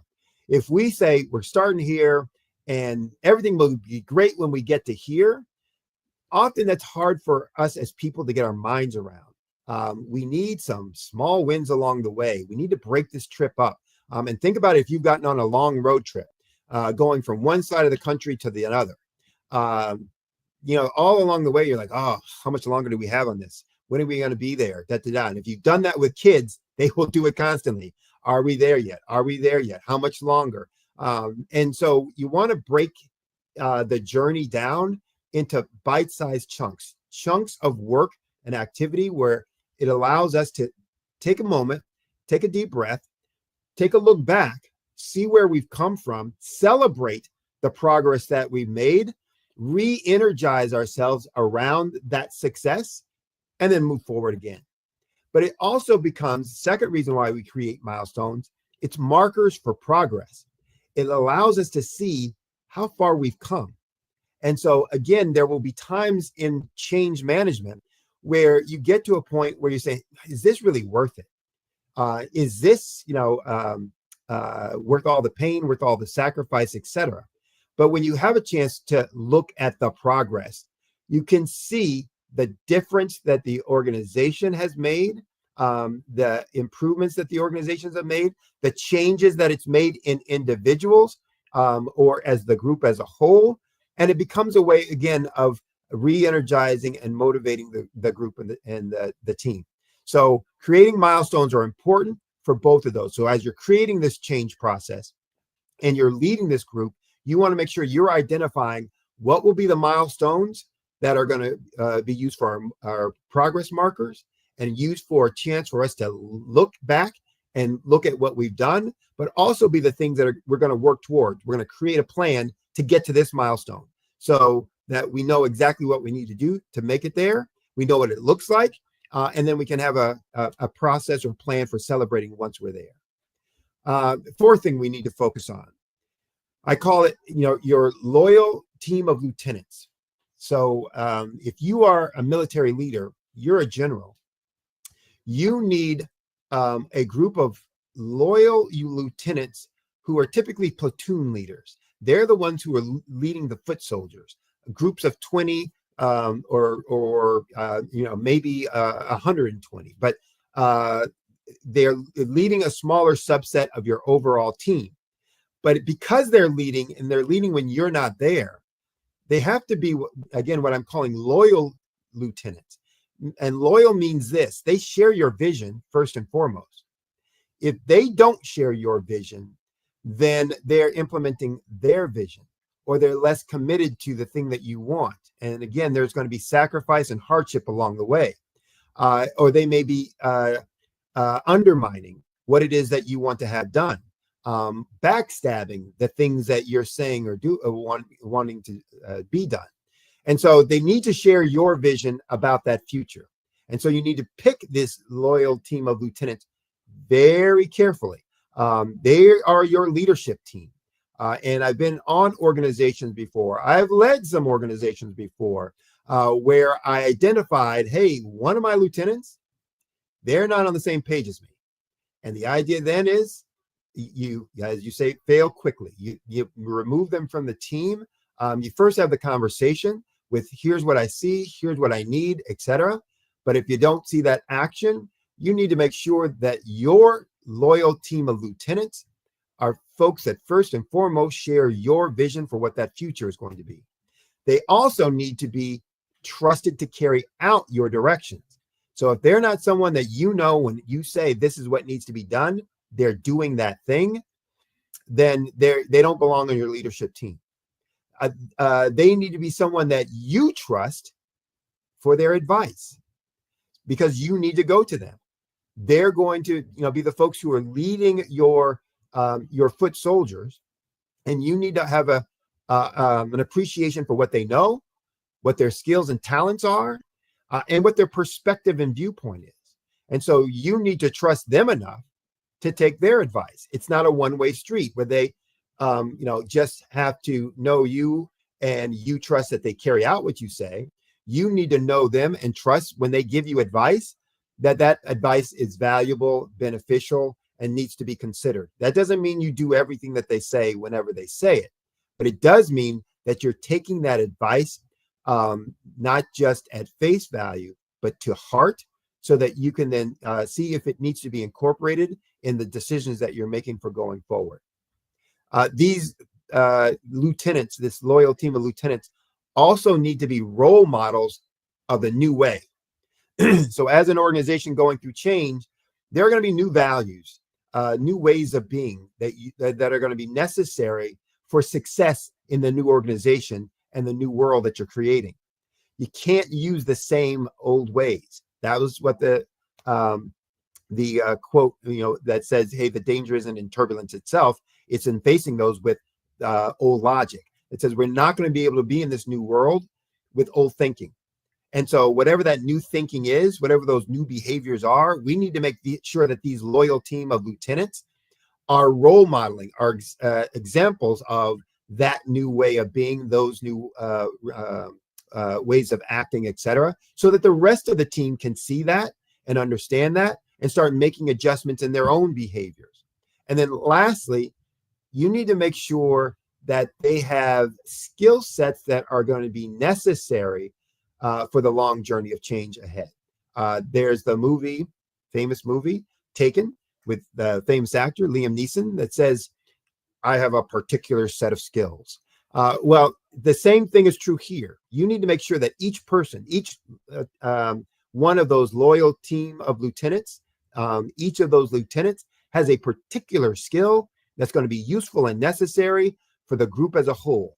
You can't have, 5 lieutenants on the team that are just like you. That's just not going to be useful. You have weak spots. They will have weak spots. And if they're just like you, their weak spots are your weak spots. So who's going to address that? And so when I'm building out a team, I'm looking for who's the person who's really good at planning an organization. Who's the person that's, really good at holding folks accountable? Who's the person that, whatever it is I'm looking for, in this journey ahead, who's the person who's really strong in this technical knowledge that is going to be useful in our organization as we go forward, or in this specific process that's going to be, critical in going forward, or in this market segment that we're going to be chasing and trying to engage going forward. I'm looking for folks that have that kind of knowledge, expertise, skill, because I know we're going to need it as a group, and I want to make sure that exists within our leadership team. Now, for me also, one of the things I'm really bad at, I'm a straight ahead, let's get it done, let's solve the next problem, and I'm not great at the celebration piece. I'm great at acknowledging the distance and the progress, the distance we've gone and the progress we made, but not in celebrating that, not in doing the cheerleading, rah, et cetera, et cetera, et cetera. And so I always make sure one of my lieutenants is someone who's very strong at that, who's very committed to that. And sometimes, they're so strong at it that it irritates me. It's like, oh, do we have to celebrate everything? But then I remember that's why they're there. They're there because I'm not going to think about those things. I'm not going to be strong and good at those things. And I need someone who that is their thing. That's their jam. That's their commitment, et cetera, because it's going to keep me much more focused on that than I would naturally be or normally be. So this team of loyal lieutenants is an important thing in you being able to carry out, because as a leader, you can't be every place at one time. And the larger your organization is, and the more things that need to be done, the more you're going to rely on others to make it happen. And this leadership group has to have these qualities. Share your vision. You need to trust that they will carry out your direction. You need to trust them enough to take their advice. You need to make sure you're selecting folks who will role model the kinds of skills and ways of being that are going to be important for the new organization and the new world ahead. And that you need to make sure they have a particular set of skills individually, so that collectively you have all the skills that you need for this new world ahead, or this new organization that you're creating. All right, we're running out of time, so I'm going to do these next 3 pretty quickly. Next thing that's really important in the leadership for change, just like in real estate, it's in 3s. Communicate, communicate, communicate. So in real estate, they say it's location, location, location. Leadership for change is about communication, communication, communication. You as a leader are going to take every opportunity to talk about your vision, the progress, the setbacks, the heroes. So every opportunity you get, you're going to talk about your vision.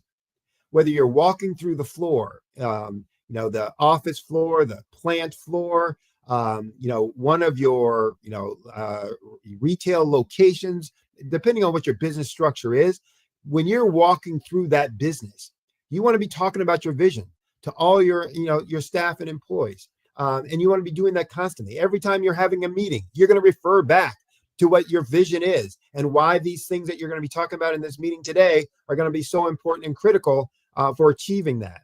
Every opportunity that you have to talk about your vision solidifies that vision in the minds of everyone else, so that they can start regurgitating that kind of on demand. When someone says, "Where do you work?" "Oh, I work over at Acme." "Oh, what do you guys do?" They will repeat that vision without you ever being there, because they've heard it so many times. What we do is, and they'll repeat your mission and vision statement. When you're talking in a department meeting, and you're talking about the vision, then relating that to what that department responsibilities and objectives are all about. All of those things help solidify that vision in the minds of the team, the overall broader team, so that they can be more effective by incorporating that in their daily activities. You're also going to take every opportunity to talk about the progress that you've made. Because again, this is a long-term thing. The change process isn't one and done in a day. It's going to be over typically weeks and months of time.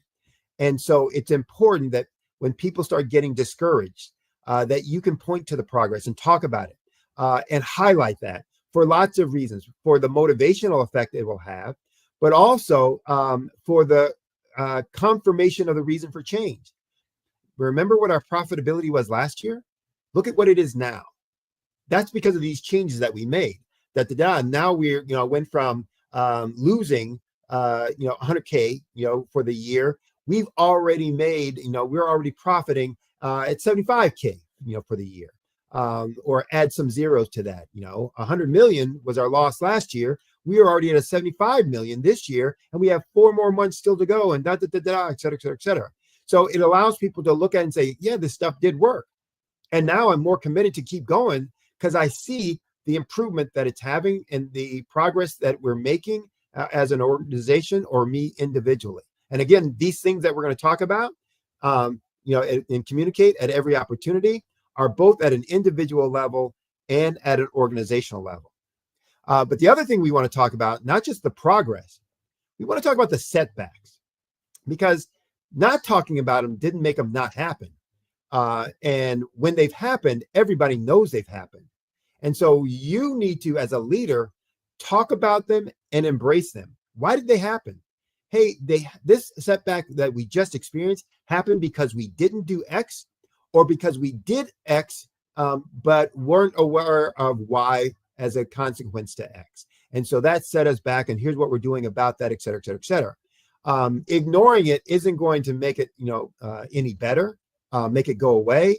And it's also not going to let the rest of the team know that you're on top of things, that you are aware of those things, and you have a solution or a plan as an organization for addressing those things. So you're going to talk about setbacks as well, not to harp on them, not to dwell on them, but to really just acknowledge them, that it happened. Here's why it happened. Here's what we're doing about that. And here's how we're going to make sure it doesn't happen again in the future by doing these kinds of things differently. It also helps to reinforce the vision that you're moving towards. Why, those kinds of things won't be happening once you get to this new state, this new world order, et cetera. But the other thing you want to communicate constantly are about the heroes. Who is making heroic contributions in the organization? And by heroic, I don't mean that they saved the company. That would be nice. That would be great. That doesn't happen every day. But it can be those quiet heroes also. The folks who stayed late for a whole week to get an activity done so that a project could stay on track. The folks who called up a customer who was disappointed about something, that we sent them, that we did around this new world that we're going to, and won them back, as a client, or someone that made some other sacrifice, et cetera. There are going to be lots of people and lots of situations along the way where folks are going to distinguish themselves, and you want to always keep bringing those heroes to the forefront, communicating to the rest of the group. So one, that they get their recognition and their flowers right now today, but also that it inspires other people to do the same kinds of things, because they're like, I want to be in front of the group one day, having them tout my successes and my horn and all that other kind of good stuff. So yeah, let me look for ways that I can do it as well. So for both of those reasons, you're going to want to talk about who the heroes are in this journey for change, so that you can motivate, you can inspire, and that you can simply recognize and award. Not last but not least, but next to last and not least, celebrate the wins. And again, it goes back to what I was talking about before. It's a tough journey. And so you want to make sure you're taking time to celebrate both the small and the big wins. So the little things that are improvement because of the changes that have made. And it's very important that you make sure you're celebrating those wins that are related to the changes that you're making. If a success happens, but it's not related to the change, don't try to make it about the change then. That just happened. You can celebrate that, but don't try to link it, because that's not going to be authentic, and people are going to challenge you on that, and you're going to have a hard time trying to explain it. And I've watched people do that in the past, where something good happened to the organization, and they said, oh, that's because we were doing this change and we changed our process. And somebody said, well, wait a second, how does that work? That doesn't seem to be related to that. And then you watch that leader, that business owner, try and stumble and stamble. And I would coach them after and say, don't do that. Next, only talk about that as a win. It's a plus. It's, yes, something we want to recognize, but it had nothing to do with these other changes that you made. Don't try to connect them. It's not important. It's not necessary to connect them, because if you do, and they're really not connected, you lose credibility. So you want to celebrate small wins. You want to celebrate big wins. And when they are connected to your changes, you want to make sure you're communicating those connections so people get it, they understand it, and they can look for more of those kinds of opportunities in the future. Last but not least, when you're done, or along the way, actually, even, institutionalize the progress that you're making. This is a major mistake that folks make in organizations when they're doing change. They make all these improvements, they make all these changes, they never document them, they never change procedures, they just keep moving along. So when you institutionalize progress, what you're doing, you're actually creating new standard operating procedures. This is how we do things. You're creating new processes. This is the process we've now created for how we're going to do this going forward. Why? It does two things. One, it locks in that progress and prevents the setbacks. But two, it creates culture, the new culture for the new organization that you've created based on this change management process that you've implemented. So institutionalizing that progress is a key final step and factor in this whole leadership for change. Hope you found this, interesting, enlightening. Again, this is not the end all to be all for leadership, for change management. There's a whole lot more to know and understand, and much more depth that we can go into each one of these things. But hopefully it gave you something to think about and to incorporate into your change management now going forward. If you have more questions about leadership, about change, about growing your business or organization, feel free to reach out to me. Again, Sydney Wormsby. You can go to my website, which is www.solutionswithresults.com. Solutions is plural, results is plural, solutionswithresults.com. On my website, there will be a contact page, which will have my phone number. It will have, you can send me an email or message about an issue that's going on in your business right now, specifically to your business that you might want an answer for or need an answer for. I'll be happy to give you a response within 48 hours. I also have a lot of tools and training on the website that you can use and get for your changes ahead. One tool that's really useful for folks is a simulator where you can simulate the change that you could make in several areas, strategic areas of your business, and the specific impact it would have on revenue and profit for your business. And this time of year, when we're looking at making change for next year and what strategies we want to implement, that's a great first step for you in your process. So feel free, reach out to me, use those tools and systems for, and again, those are free on my website. So use them to whatever benefit you want to have. And I look forward to your success and hearing about your success in the future. And before we sign off on this section, I want you to remember that the Black Business Expo is a fundraiser. So we are using this to both raise funds for high school seniors and for K through 12 entrepreneurs. We're using the website www.blackbusinessexpousa.com to donate. So if you want to donate to the scholarship fund, go to the website. Again, blackbusinessexpousa.com. Donate to the scholarship fund. You can also use the Cash App. There should be the account scrolling across the bottom, but if not, it's $BBX USA. Again, $BBX USA. Our goal is to give laptops and up to $5,000 to 10 students. And so if you're a student, go to that same website, blackbusinessexpousa.com, to register. Every dollar counts. So please go there and donate. I also want to take this opportunity to thank our sponsors for the month of November 2024, NC 100, Suede Soul, Carolina, Virginia Minority Supplier Development Council, Step Management, Margie McLean Foundation, Inc., Genius is Common, Our TV, the Executive Women Success Institute, the Quality Coaching Company, Superwoman Business Services, Creative Force Studios, Lee Entertainment, Black Business Olympics, Artistic App Design, and Black Business Expo USA. Thank you for listening. Stay tuned for more programming. And remember, genius is common, and I'll see you on the other side.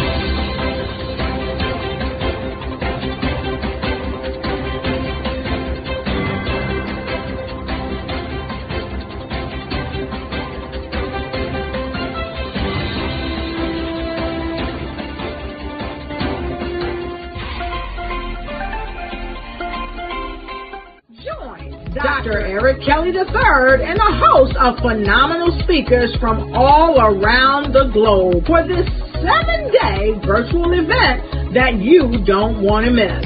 The mission of the Black Business Expo is to raise scholarship money from kids all the way from high school, all the way from college. The Black Business Olympics is one of the largest Black business showcases in the world. It is an opportunity for businesses and companies to showcase their businesses globally. We are going to be giving away laptops up to $5,000 away to students. Again, I'm Olivia Appleberry, the founder of 2 Cents Finance and one of the speakers for the expo. I am so excited to see you there. For more info, go to www.blackbusinessexpousa.com or call 919-308-9090 and hope to see you there. I am Black Business. From the moment I wake until the time I sleep. Yes, I am Black Business. I am Black Business. Tell me, are you Black Business? I am Black Business. Do you support Black businesses? Listen, I support Black business because I am Black Business. Black Business Expo, one of the largest business showcases in the history of Black business in the world. The world! Sign up today at www.blackbusinessexpousa.com or call 919-308-9090. I am Black Business. I am Black Business. From the moment I wake until the time I sleep, I am Black Business. I am Black Business. Are you Black Business? I am Black Business. Do you support Black businesses? I support Black business because I am Black Business. Black Business Expo, one of the largest business showcases in the history of Black America in North Carolina. Join Dr. Eric Kelly III and a host of phenomenal speakers from all around the globe for this 7-day virtual event that you don't want to miss.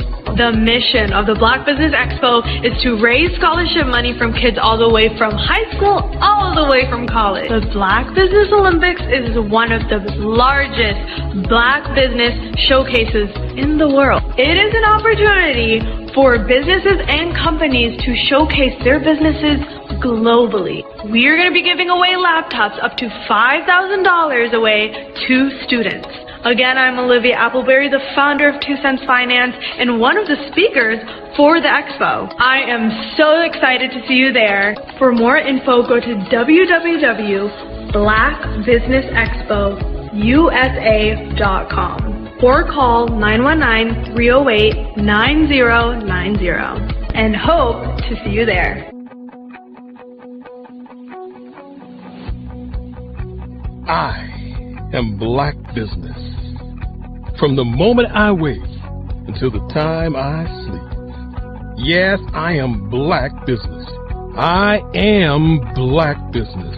Tell me, are you Black Business? I am Black Business. Do you support Black businesses? Listen, I support Black business because I am Black Business. Black Business Expo, one of the largest business showcases in the history of Black business in the world.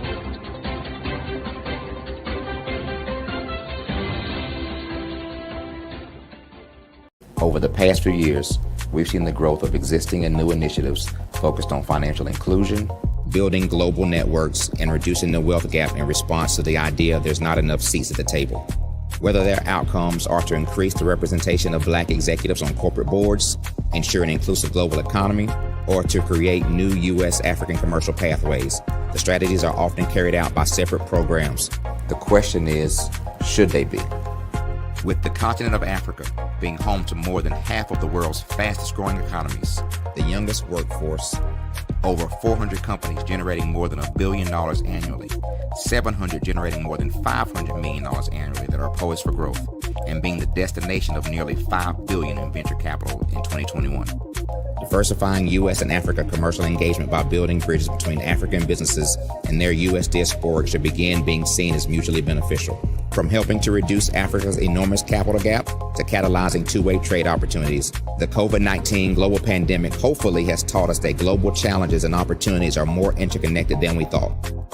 During the pandemic, African companies like Unicorn Flutterwave, insurance provider Reliance Health, ride-hailing app Yasir, and 54Gene, the continent's first bank of DNA on people of African descent, proved that when African companies have access to networks, capital, and information, they grow big, grow fast, and create solutions that are valuable to the world. This is why Be Direct was created. We are the first U.S.-based but African-centric board preparedness and board search company designed to connect U.S. Black talent and corporations to African businesses. Unique and fundamental to Be Direct's success is our process of helping board candidates adapt their experience and networks to an African context before they're connected to high-growth companies that are looking to locally and globally scale. From our focus groups with African business execs and government leaders, we don't ignore the sentiment that business is easy, but people are hard. Having a pool of board candidates with hard-to-access networks and extensive experience across the business life cycle, including successfully raising capital, is table stakes for an initiative like this. So yes, we have that. But corporate or entrepreneurial success in the U.S. does not guarantee success in Africa. Developed alongside industry partners on the continent, our training program, Be Direct Prep, is designed to transpose their experience to create cultural comfort, understanding, and a commitment to helping businesses in Africa scale. Our board governance sessions are African continental and country specific, integrated with cultural awareness and dexterity training, masterclasses led by African industry execs, and mentoring and coaching from African continental-based facilitators. But even more unique to Be Direct Prep, we cap off our training program with an immersion trip to help candidates that have not been to Africa before see and feel Africa's complexity and opportunity from African soil. We all know traditional network-based board placement has historically left a lot of us out of ever really being in the paid board pipeline. Our strategy supports the work of many great organizations that are successfully filling seats at U.S. board tables by creating more tables for those that are still left on the sideline. It's time to start seeing the role and value of U.S. Black talent and businesses on the continent of Africa differently. Old perceptions and habits limit economic inclusion. Let's transition Black talent and the African businesses they will support from the periphery of the global economy to its core. Living in a global lockdown, we all know now how fast local and global economies can change, and see the value of having businesses that hire, strengthen local value chains, and even grow globally. Status quo in any form holds back progress. We must democratize U.S.-Africa commercial engagement by socially and economically connecting cultures that have long been disconnected. It's time for Africa's U.S. diaspora to redefine their global value by helping African businesses scale continentally and globally.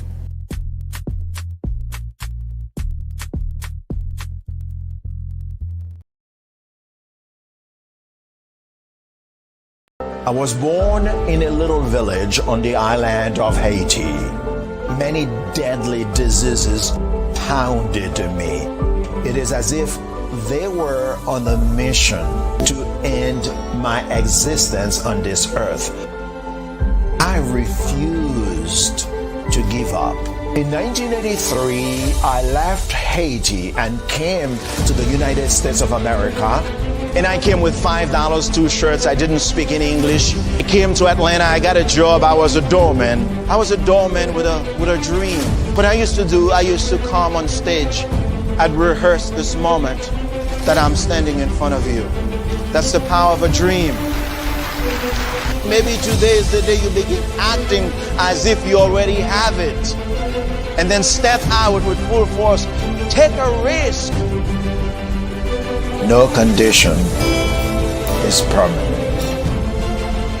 Don't let your situation distract you. You are chosen.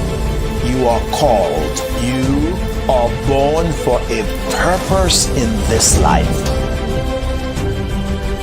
Hello, I am Dr. Eric Kelly III, the visionary strategist and founder of the Black Business Olympics. I invite you to showcase your Black-owned businesses on the Black Business Network global stage.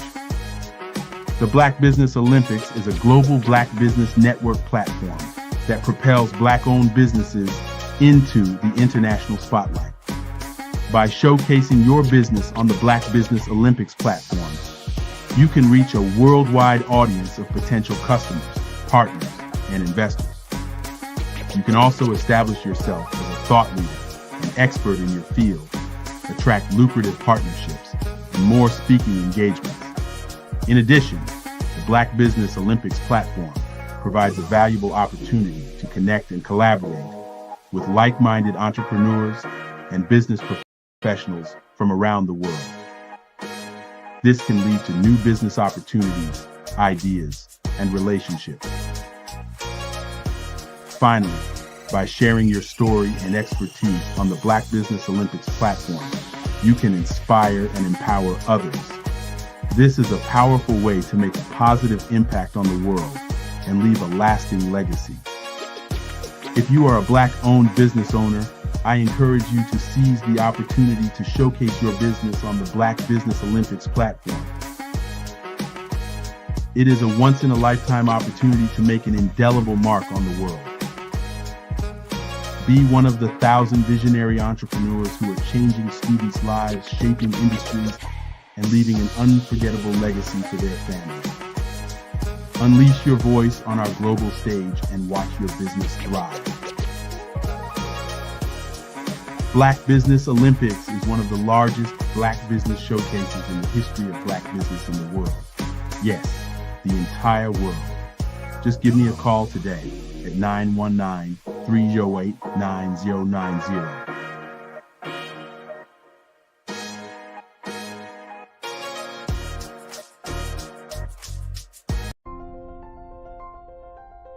What if you could build your own city? A place where every child can find nurturing people to help them achieve their full potential. A place where every adult can access job training support. Where health education is abundant. Where social justice ruled the land. A place without limitations. Welcome. You have arrived at STEM City USA. It is what every city should be. A safe and trusted community where you find people and resources to help you become everything you are and beyond. STEM City is unlike anything you have ever experienced. It is a digital twin of the world around you, only better. STEM City is about energy and soul renewal. It is more than a digital world. You can almost feel the power of live cultural events, music, and theater. STEM City promises a better future for children with caring mentors and hands-on activities with dedicated tutors to support our youth. STEM City is your passport to a healthy lifestyle with weekly events addressing our community's many issues. STEM City is your financial well-being with helpful information on wealth management, career advancement, job training, and so much more. STEM City is the community you deserve. It is the city where your dreams can come true.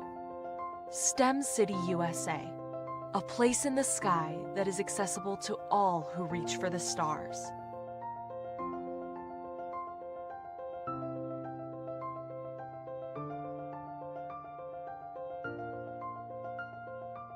Artist to me is a creative expression of something from nothing.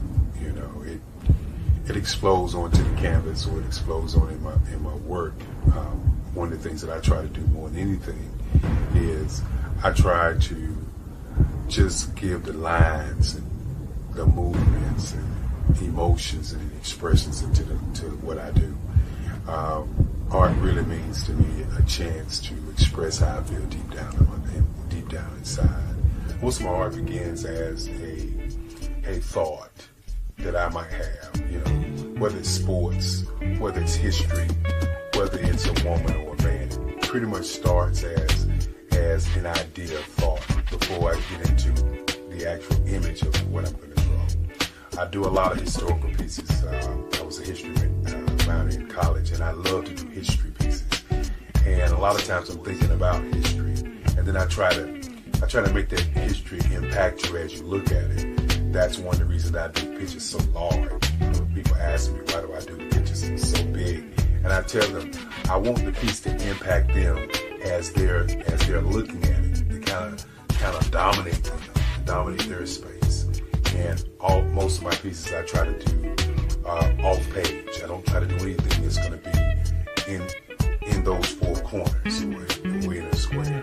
And I want your imagination to be a part of the piece that you're looking at.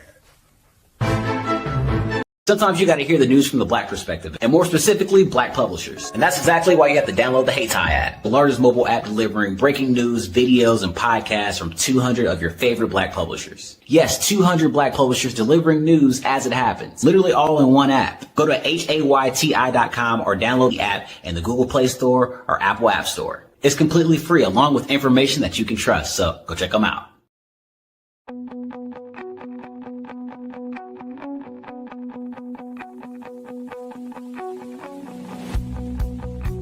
I am Black Business. From the moment I wake until the time I sleep. Yes, I am Black Business. I am Black Business. Tell me, are you Black Business? I am Black Business. Do you support Black businesses? Listen, I support Black business because I am Black Business. Black Business Expo, one of the largest business showcases in the history of Black business in the world. The world! Sign up today at www.blackbusinessexpousa.com or call 919-308-9090. I am Black Business.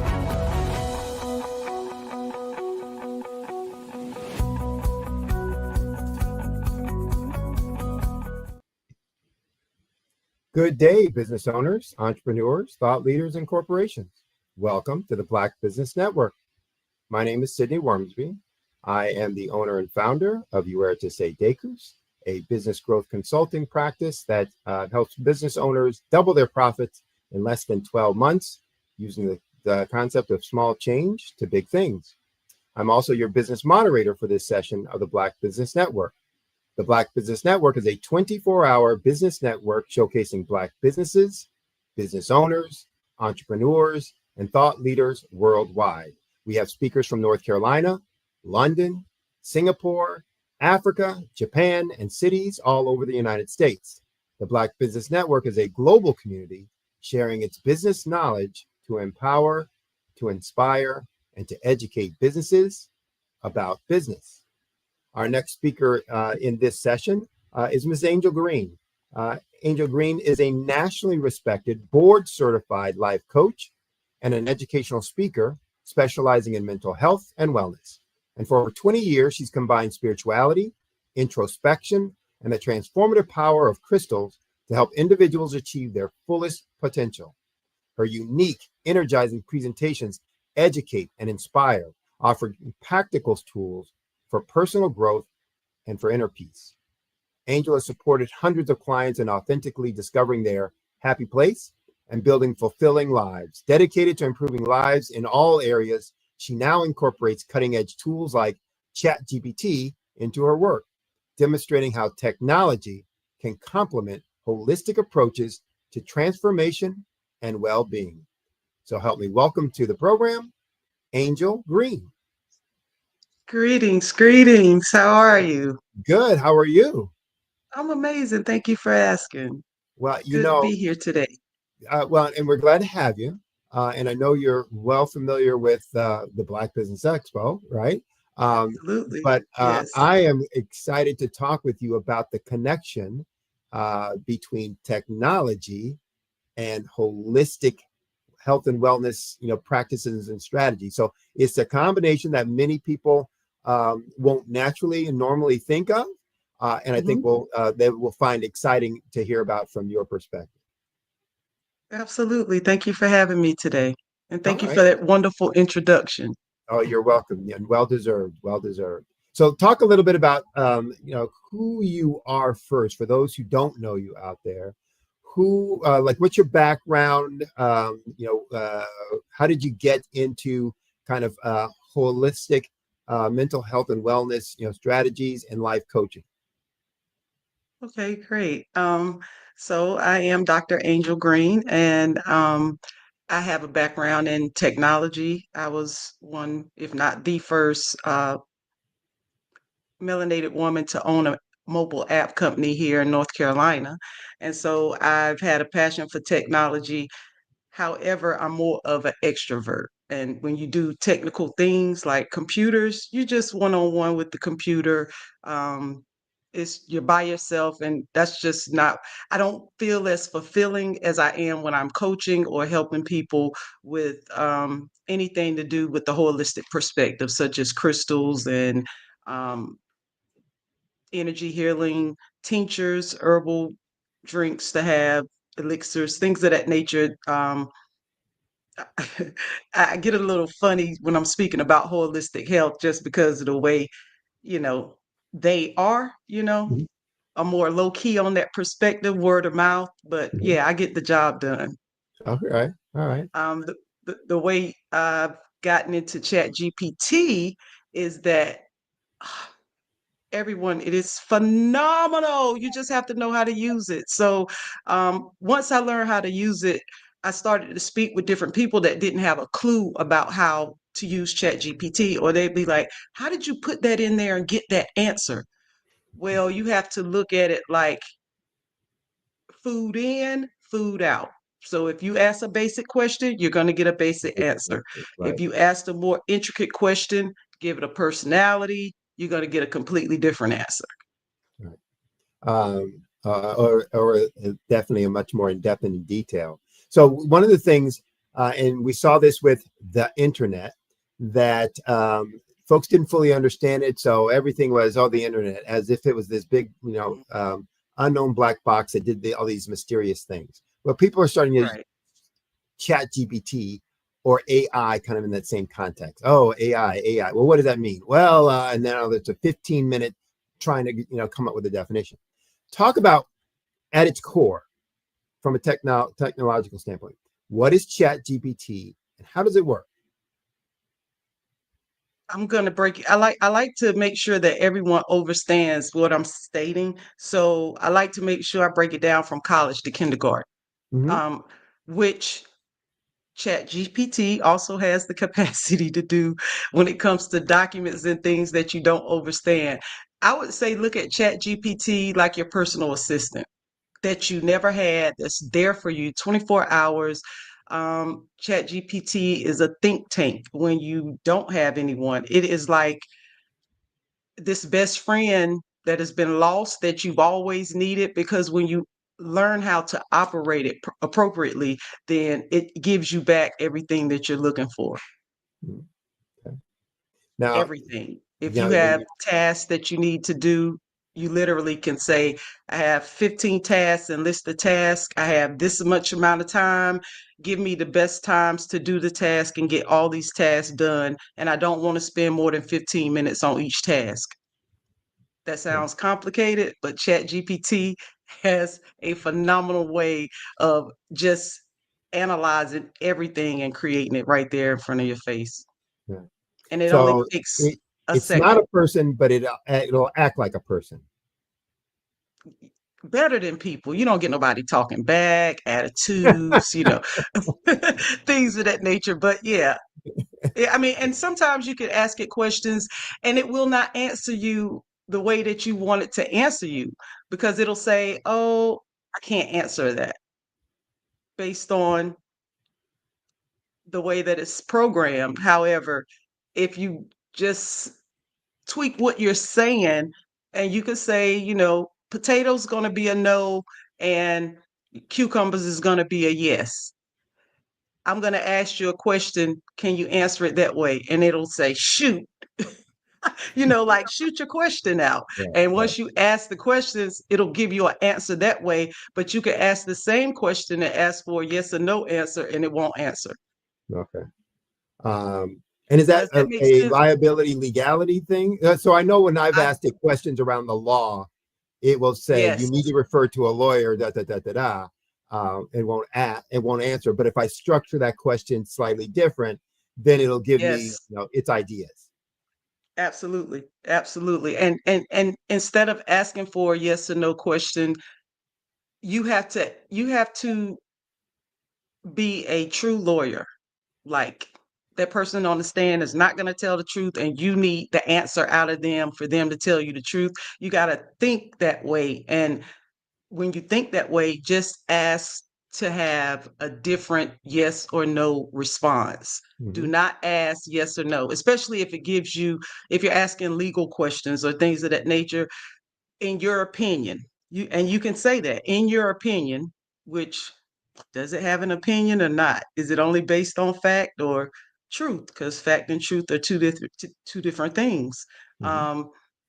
You have to be precise when you speak to ChatGPT and have that communication, because it is there to work with you and for you.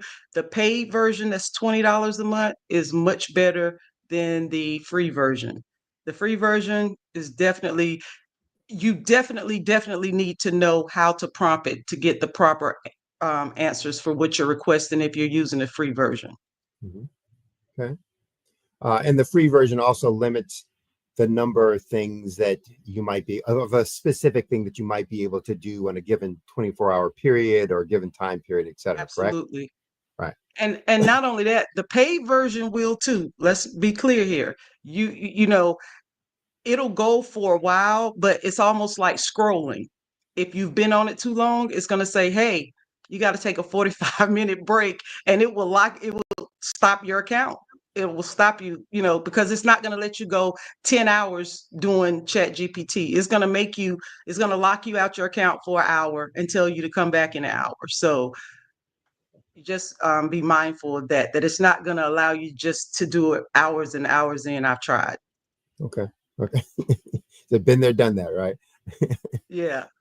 So one of the things that I've experienced with the ChatGPT also is that it starts learning my voice, in the way that I ask questions or the things that I like or don't like, or so it starts changing, modifying some of the responses based on that. So talk about ChatGPT's ability to think and learn from me as an individual interacting with it. Absolutely. So basically, when you communicate with ChatGPT, it's gonna identify your skill level, and that just depends on what you put into ChatGPT as how they need to respond. So, just on the basic level of asking it a question, um, say for instance, you want to be a blogger and you need to come up with new ideas about something. You could say, "Hi, ChatGPT, I would like to be." No, you don't even have to say that. You could say, I'm a blogger and would like information on 10 subjects that are trending that I should speak on or talk about. It's going to look through its database and come back with those 10 topics. Now, if you're more specific by saying to ChatGPT, you are a world famous blogger. I need you to scan the internet and give me the top trending topics um,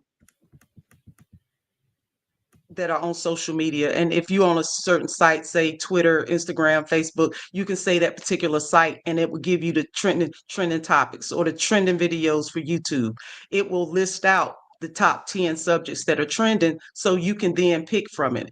You can then say, write me a blog on this topic that you just chose. Now you have that topic right there. So ChatGPT is going to write you a blog, an article on whatever topic you're speaking on. Now, the more detailed you are in reference to utilizing ChatGPT, the better answer you will get. So, say for instance, if your background, the people you're speaking with are going to be attorneys, so they speak legalese, right? Legalese and English are two different languages, as we know. So you could ask it to write it in legalese. And you could take that same document and say, dumb it, you don't say dumb it down, but you could say, explain this document so that a 5-year-old could understand it.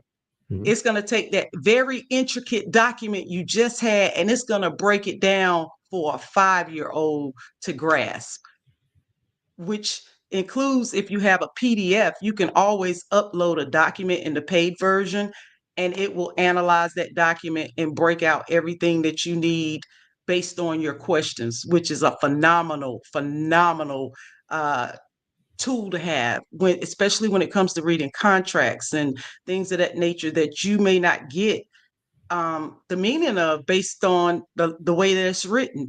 A lot of things are written for us not to understand. However, if you utilize ChatGPT, upload your document, it will break out any question you have about the document.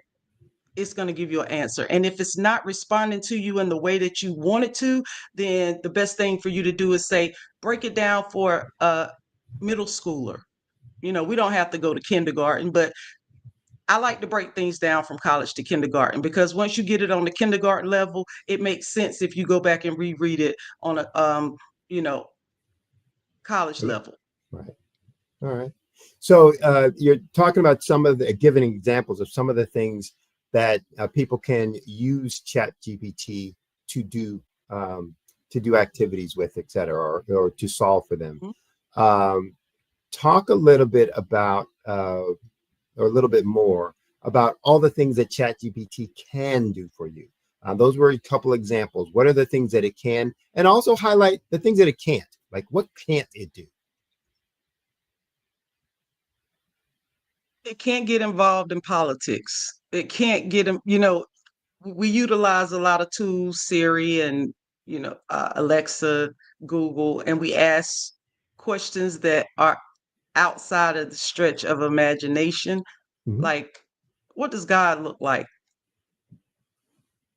You may not get an answer because that is relative to the individual that is utilizing ChatGPT. So that's an answer that I wouldn't necessarily utilize ChatGPT for specifically. Or who do you think I should vote for in the upcoming election? It's not going to answer those type of questions.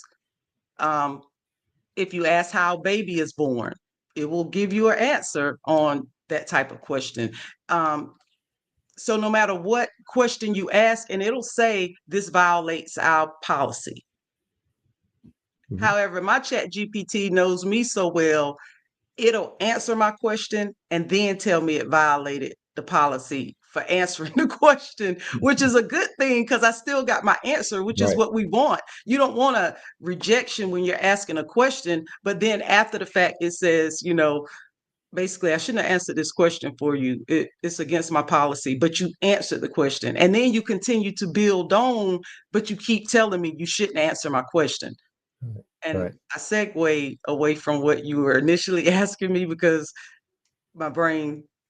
Well, I was asking, is there something that ChatGPT can't do? Or there's something that, But outside of that, it can be any tool that you need it to be. It can create anything. If you say, I need an Excel spreadsheet that will have 5 columns, and each column will be labeled account number. You list what you want it named, and you want the equation placed into the spreadsheet. So I need column A and column B to equal to column C, and column D, I need it multiplied by column A. You could say that, and it's going to print you out an Excel spreadsheet with that format automatically in there. Right. And that's just on a small scale of little things to do. When it comes to social media marketing, which is what most companies need for their businesses, it is phenomenal. You can say, I have a painting company. Please give me 30 days worth of Facebook ads for my painting company. I specialize in house painting, inside and out. And it'll do the rest. If you don't know what else to say and you're just like stuck at the basics, it will create you a calendar with a flow chart of everything you can talk about or put on your Facebook page for the next 30 days or however long. And then within the paid version, it also has the capacity to draw. It will draw any image that you want based on what you say. Now, the spelling of the words may be off, so be mindful of that, but it will draw for you, create spreadsheets. It will create videos. You can create and design videos with a scenario. So I could say, does snakes have babies? And you could say, yes. Give me a video for middle schoolers to show how snakes have babies, and it will create a video for you based on what you ask it to do. Right. And those are additional prompts that you have that you're able to utilize within the paid version. Right. Yeah, I've used it for the image and video piece where I just got tired of searching for the images that I wanted, and I just started using ChatGPT to say, create me a JPEG file, create me a PNG file, create me that looks like this or has this info, and and boom, there it goes. So which, you know, again, saves time for me trying to find that perfect picture. You know, just create the picture. So great. And then with that being said, when you create that picture, once you click on that picture, it's going to give you a description on the side of the picture. Like, it'll create a small picture up under it, but there's going to be, if you click on that picture, it's going to give you a description. That description of that picture is how you continuously get the same picture for continuous scenes. Mm-hmm. So if you drew yourself in a cartoon character and you want to utilize that, you know, for the duration of your pictures, you would click on that initial cartoon character, take that description, and you would put that at the beginning of your next function, so it'll know to utilize that same image of the person in the picture. It's kind of how you get Gracie's Corner. You familiar with the little girl that sings the hip hop ABCs, or, you know, row your boat? But you got me on that animated. Okay, yeah, you look like, huh? You got me on that one. Yeah, but it's so that you can have a consistency of an image once you get it. Because if you notice, when you do the ask it to draw something and you like the image, but you want something different, it will never give you the same image again. It doesn't repeat itself. Well, and that's So the that's question. a way. Oh, go ahead. Sorry. Oh yeah, I was just going to say that's a way to be able to keep a consistent image when you're trying to create something um, that's going to be more than one time of usage. That was a question I wanted to have you address too. The importance of using the, like or dislike buttons or tabs, so when it's asking you when things are done, did you like it? Did it fit? Talk about the importance of that and in ChatGPT being better for you in the future. So I know that I know a lot of things about certain things. So when I ask ChatGPT a question and it tells me the opposite of what I know to be true, now you become my little cousin and I want to kind of like fuss you out. So you don't have to be nice to ChatGPT if you know that you know what you're talking about. Because I'm like, you're lying. I need you to go back into your research and look at the IRS manual and find this information. And then it'll come back and say, you are correct. My apologies. And I'm thinking to myself, are you kidding me? So if you know that you know something about something, because some things they don't want to tell you, and I'm probably one that's looking for information that most people don't know or most people aren't looking for.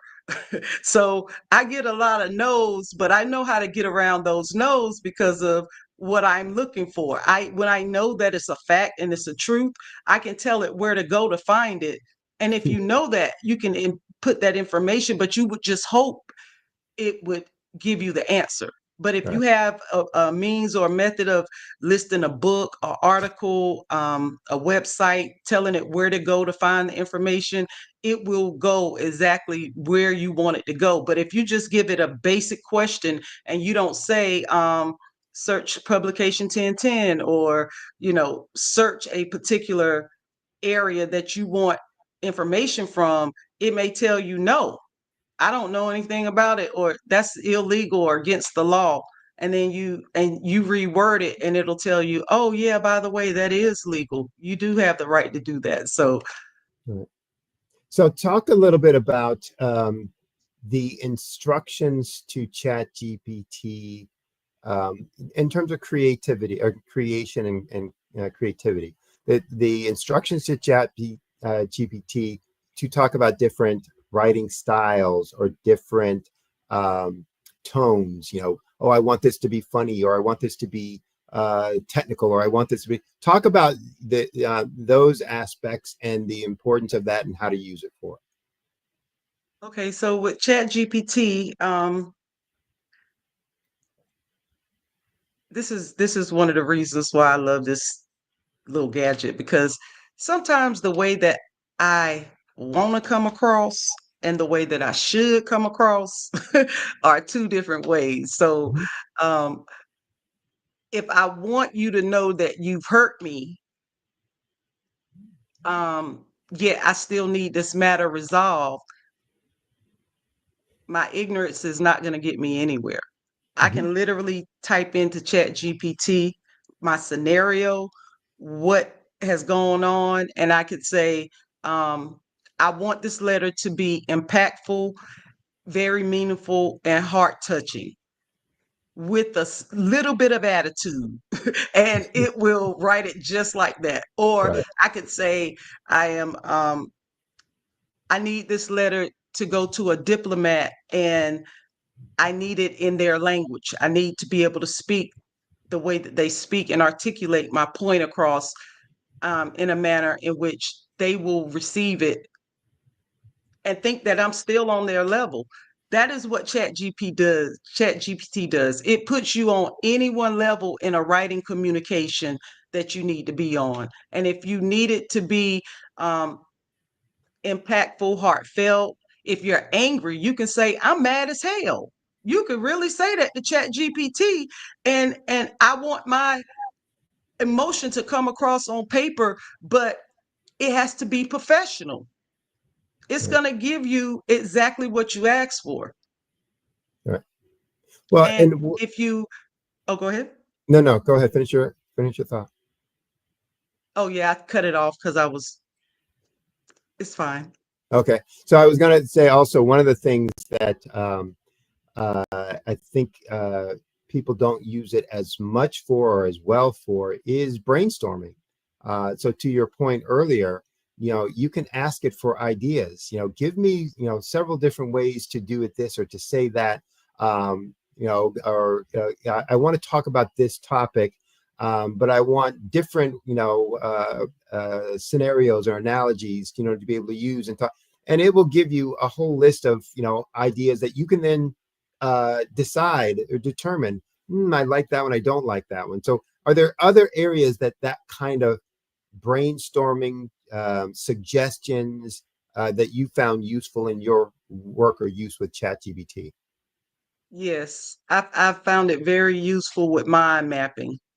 Having, if you're a constant thinker, then you're always coming up with creative things to do, ideas. If you ADHD, you might start a bunch of things and not complete them. And for me, that is like my partner when it comes to that, because it helps me stay on track and map out whatever it is that I am looking to do. For instance, if you have books that you've written and haven't finished, you may have started a degree that you didn't complete.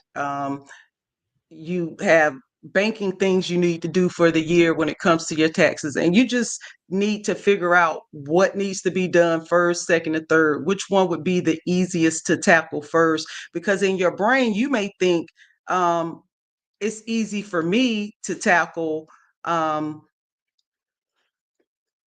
house cleaning and chores first, when it may have been organizing the tax papers to get that out of the way when it's the heaviest burden. But because you're not having that discussion with anyone other than yourself, a lot of times if you're not using Chat GPT, a lot of times things say stagnated. And if you really, really want to buckle down and get things done, mind mapping, um, which, if you don't know what that is basically you are in the middle of the map as a circle, and then there are lines that's drawn off of it based on all your ideas in your head that you want to do. And you've not completed a lot of these tasks, and you're looking for information to figure out how to get this done. So when it comes to starting and completing a project, it is, I would say, it's vital, especially when you work on timetables, meaning that you work from 8 to 5, you get home at 6, you got to work with the children. You only have 45 minutes before you go to bed, and you want to start working this in. It will literally tell you, okay, from 9 o'clock to 9:15, you need to look at this. From 9:15 to 9:30, look at this. And it will give you every day of the week in which you're to work on your objective. Okay. So you mentioned something earlier, Dr. Green, that I want to go back to, because as you said it, I started trying to think through my past experience, and did I get that? Did it lie to me? How do you know if an answer that ChatGPT gives you is accurate?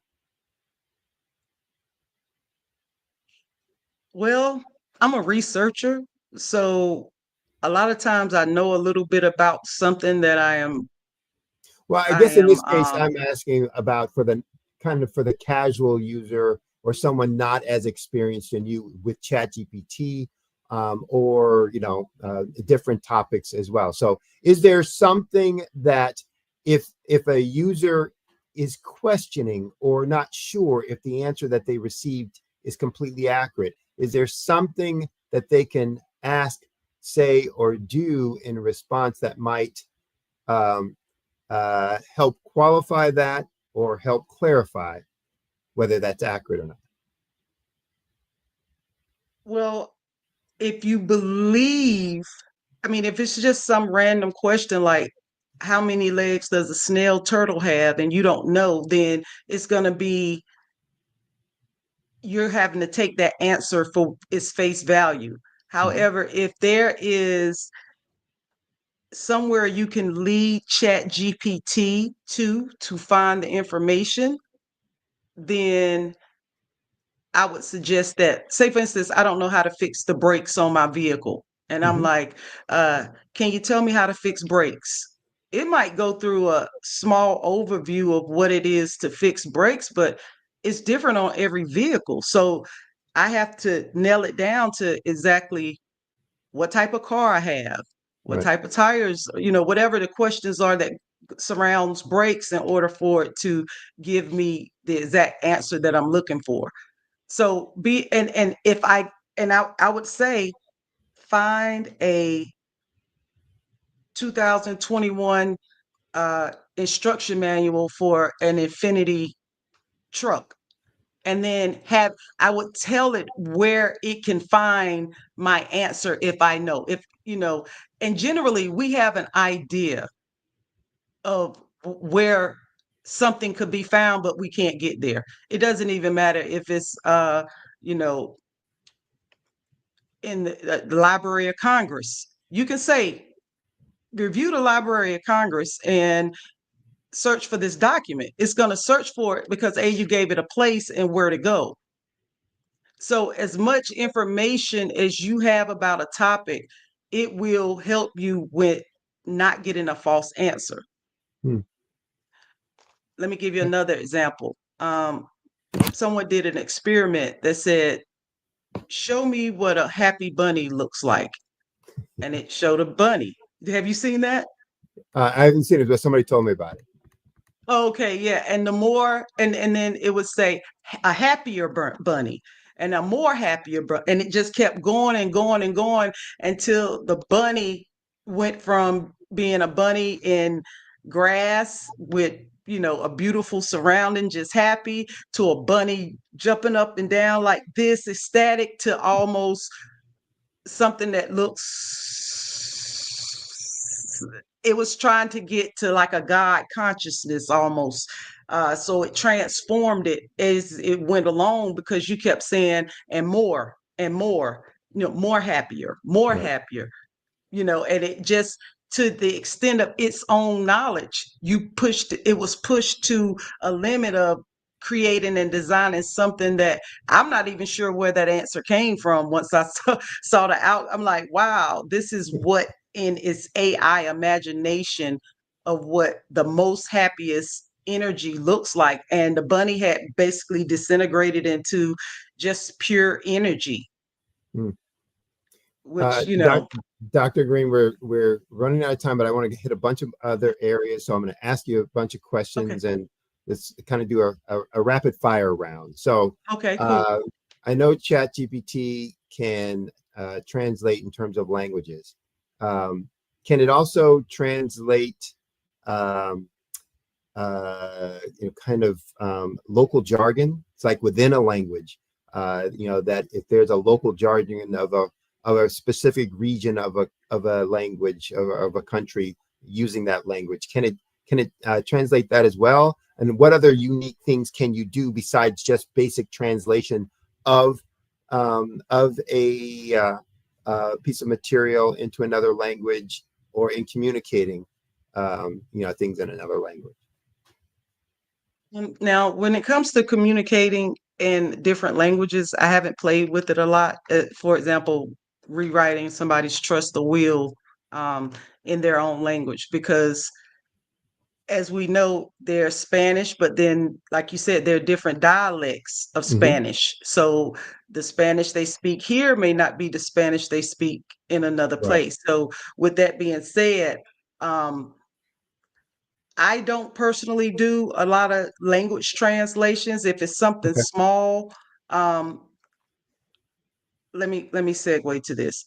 ChatGPT also has additional features that you can add once you have the paid version. So you can go into the paid version and look for a translator ChatGPT. You can look for a text ChatGPT. You can look for a recipe and cooking ChatGPT. So you have the ability and the capacity to look for all these various ChatGPTs with the paid version that will help minimize the issues that you would find on just using the regular chat GPT. Because what happens is you're able to create and build and design your own personal chat GPT based on your needs. So if that is something that you would want a translator chat GPT, if you know the language, if you have books or articles that are in a ebook format or PDF form, you can actually build your own chat GPT specifically for whatever topic you have. And so it's a community of people that are together, and some people build chat GPTs based on information that they need specifically around a certain area, which helps them hone in on getting the answers they need. They may upload Black's Law edition 1 through 12. So when they're looking for legalese versions of words, they have a whole chat GPT specifically to break it down based on legalese, if that makes sense. Yep, understood. Now, there are quite a few students that are out there. Are there ways to use ChatGPT to learn and study? And I don't mean by cheating on a test or writing the paper for you. I mean to truly learn and understand information, or to study information. Absolutely.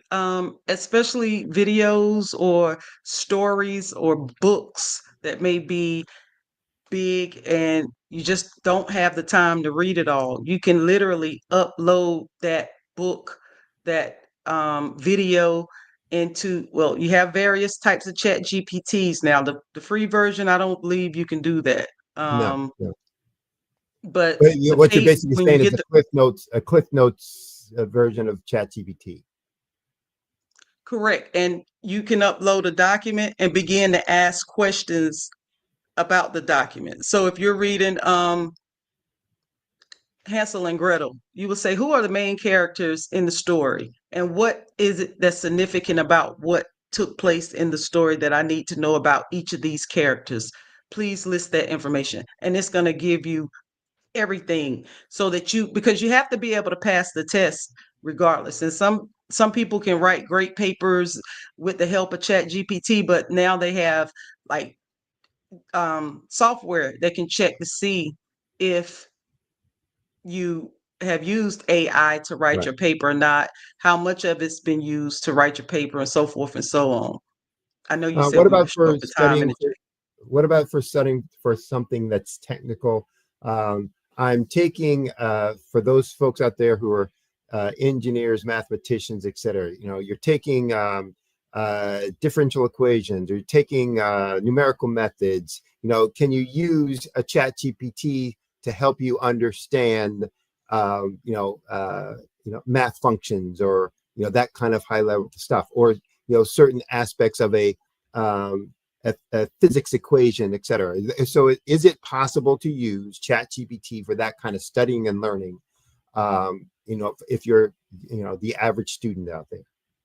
Absolutely, yes. One of my favorite things about ChatGPT, and if anyone can take anything away from this today, just remember, from C to K, from college to kindergarten.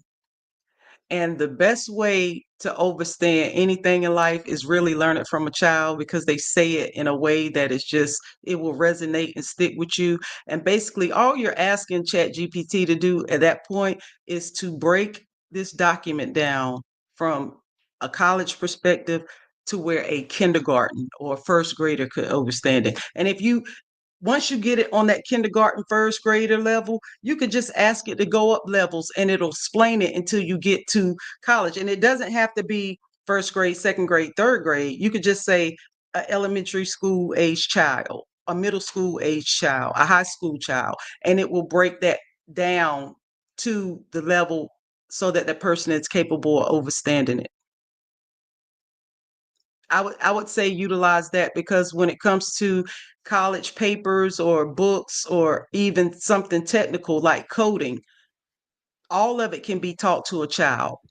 And I feel personally that when we can break things down for people to catch your drift, get what you're saying, it's so much easier to remember. So literally taking any document that you have to study for, any test, any type of technical skill that you have to learn, ChatGPT will break it down and make it memorable. And if it's something that you are able to remember over something else, you could tell it to substitute that item for, whatever's in your story or your book so that you can remember it. It'll do exactly what you want to help you the way that you need to be helped. It's like sometimes I'm confused about the way I feel about it. Like, ooh, I don't like it. Ooh, but I love it. It's like, Right. All right. yeah, Well, because it's a wonderful thing, and it'll help literally in every aspect of your life. Every aspect. If you don't know how to do something like write a will, you can say, my name is Joe Smith. I need a will for my family. I own 8 houses. I have 2 cars and, $1 million in my bank. I want it split up between 5 nieces and nephews and leave some to my children. It will break it down. It will lay it out, and then it'll allow for you to ask for what percentage, how much you want going to which person. Like it's a phenomenal tool to use. And just make sure you do have a will or trust in place so that you can make sure your family is protected and your assets. Okay. But yes, it can help you with anything. Sandman has come on and looking at me off stage saying it's time to wrap up. So I have a ton more questions. So we're gonna have to invite you back again so that we can go through some more of the info. It's been wonderful chat. How can people reach you if they have more questions about ChatGPT, want to use your expertise, want to use you, from a business perspective to help incorporate ChatGPT in their organization? What's the best way for them to reach you? They can reach me at Angelic, ANGELIC, Magic, MAGIK, at gmail.com. And that's also my website, angelicmagic.com.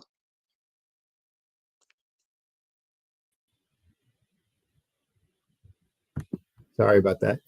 Well, it was a pleasure having you on. Look forward to the next time that we can go through some more discussions around ChatGPT.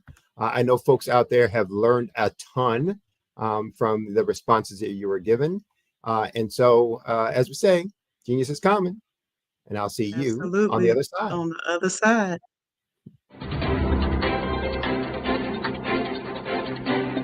The Black Business Expo's mission is to raise funds for high school seniors.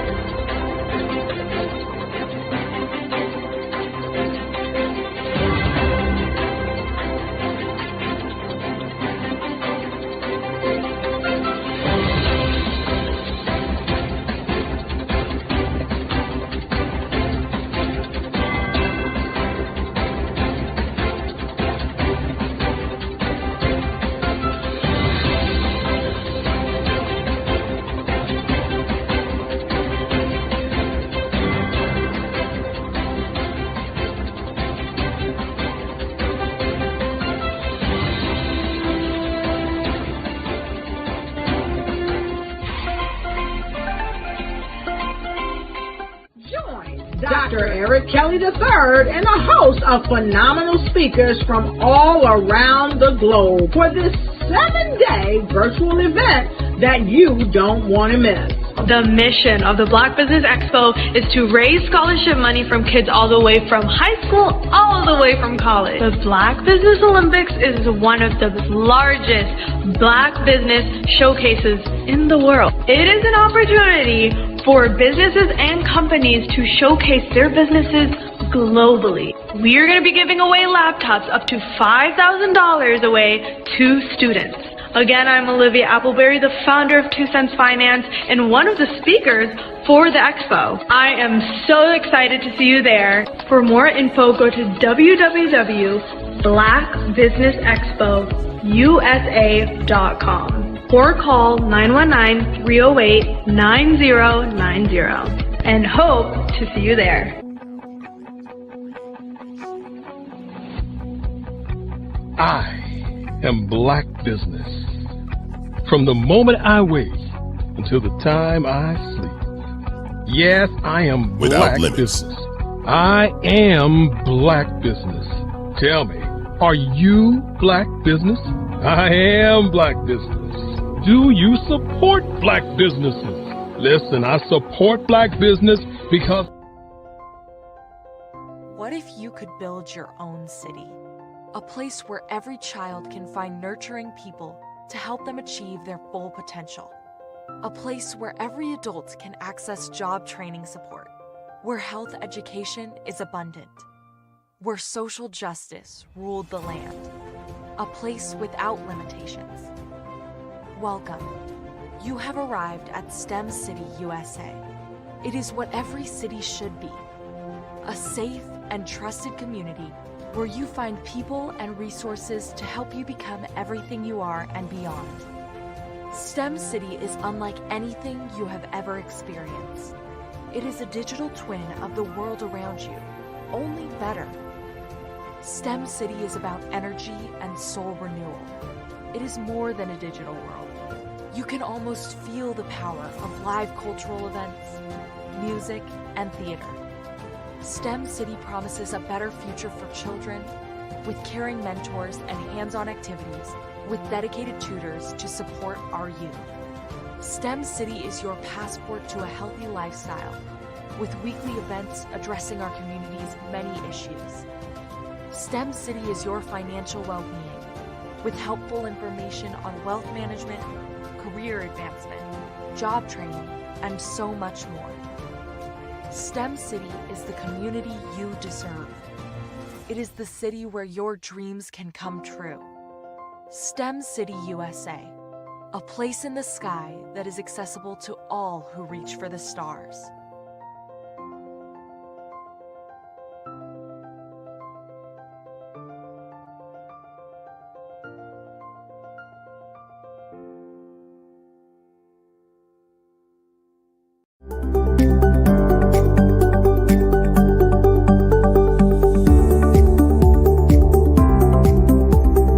My name is Katie Bennett, and I own Lexicon Presents Publishing.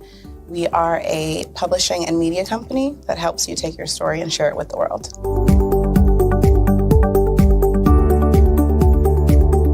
You know, for a while, I just had my family telling me to just hang it up, get over it, you know, and I had no support. And it was in your program that I really understood the necessity for having that help, having that support.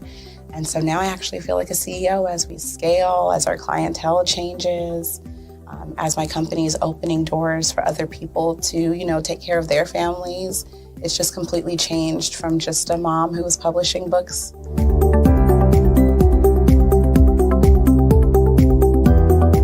I was at a point where my job, although it was paying really well, wasn't enough. And my business was always in the red. And I was tired of it. And so I came in just hoping to get some sort of help to just not end up in the red every month.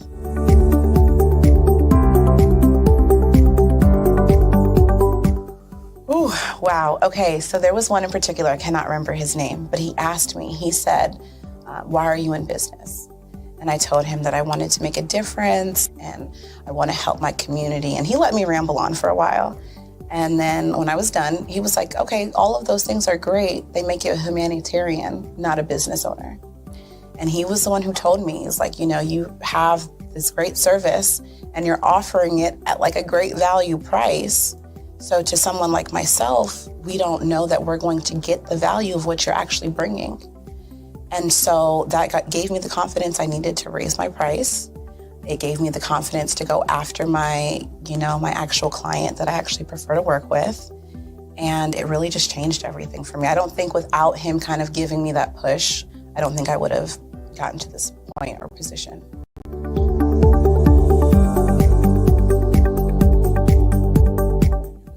Wow, the benefits is just having a coach that holds you accountable. They set goals with you. That's been my favorite part. She has amazing experience, you know, and so she brings her strategies and her ideas, and She helped me narrow down, what services I actually wanted to offer, how I could actually continue to offer it, how many clients at one time could I have. All of the information that she's given has just really transformed my entire company. And so I know I would have never gotten to where I am today and having some of these partnerships that I'm, having now without her help.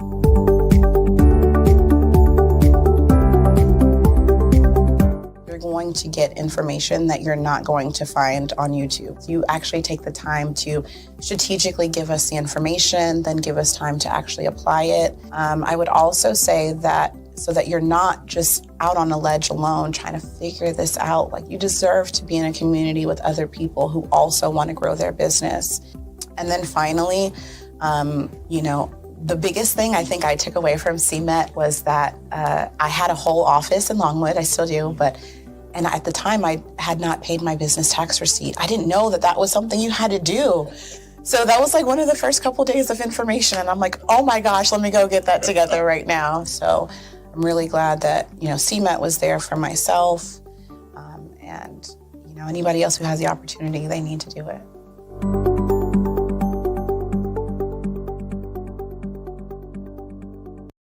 I am from Washington, D.C., but I was raised in Durham, North Carolina.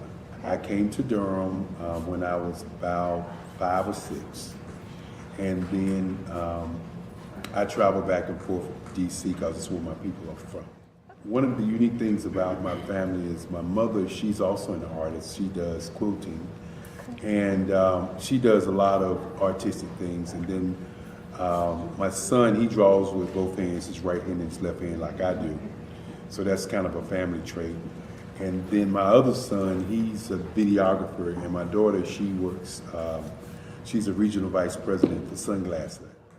When you start out drawing and sketching, you want to continue to explore, each avenue. I do pastels, I do pen and ink, I do painting, I do acrylics. I haven't done oils yet, but I try to do all facets of art. What I say to a lot of times to people is, you can't put yourself in a box when you're an artist. You have to explore. And over the course of my life, I've tried to explore different mediums. I also do sculpture as well.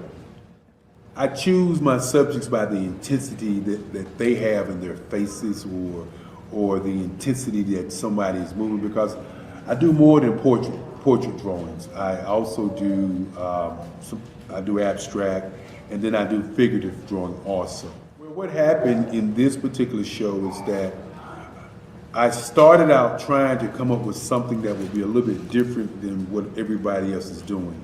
So I was working on a Barack Obama show, and they wanted me to do some paintings of Barack. And so what I did was, because of the deadlines, I kind of did it kind of fast.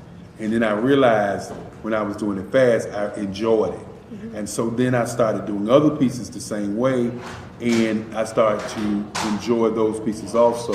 And so I came up with this particular style, and it's a style of lines and colors. And what's interesting is that when I was in college, I did a show called Lines, Colors, and I talked about the boldness of the blacks, the hotness of the whites, and this is how this has come about, later on in my life. And the colors comes from a lot of the entertainers that I work with, where they wear different colors. They don't wear, your plain reds or your whites. They wear different colors, and so that's also another piece of what's giving me the colors. The subtitle of this show is Faces That Speak Life. That's real critical. Faces that speak life. Each one of these pieces is a life source and a life energy that's being put on display for people that are looking at them. I always say in terms of my art, it's not important that I draw them. It's important what you get out of what I draw. I don't try to just draw it because you like it. People wanted me to do prints. I didn't do prints. People asked me to do different people, but the people that I choose are people that make a difference in the lives of people in the world. So the human landscape idea was, again, as I say, the lines represent your emotions, it represents your ideas, and it represents your journey as a human being. And that's why you get the different pieces and the different looks. And as you notice, I try not to do one look that looks alike another look. And that's what's the most important part of this show.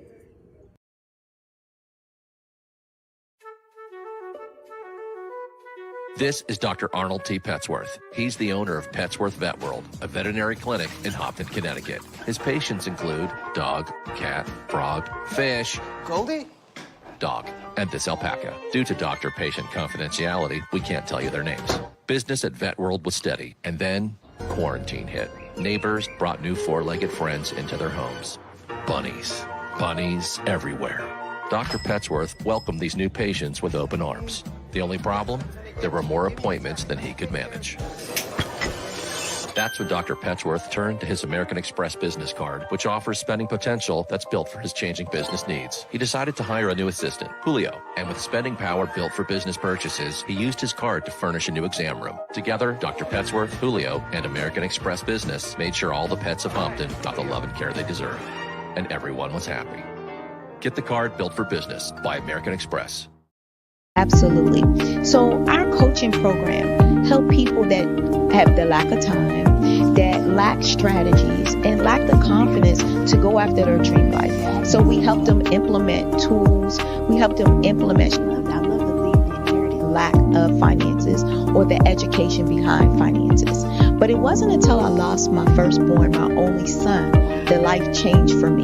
And where I was going after it all, living the corporate life, hit my 6-figure income, and living in my dream house with my dream man, driving my dream car. Wow. I nearly lost it all when I lost my son. And so I realized it only takes one financial catastrophe that can change your entire life. That's what made me start All New Beginnings. Because no matter what's going on in life, there's a new beginning. And because of that, we develop a program called Wise Minded. My little slogan is, don't just dream it, let's live it. If they want to connect with you or work with you, what is the best ways for them to be able to do that? Well, for my social media guru, you can connect with me on every single social media platform as Tanya T. Wallace.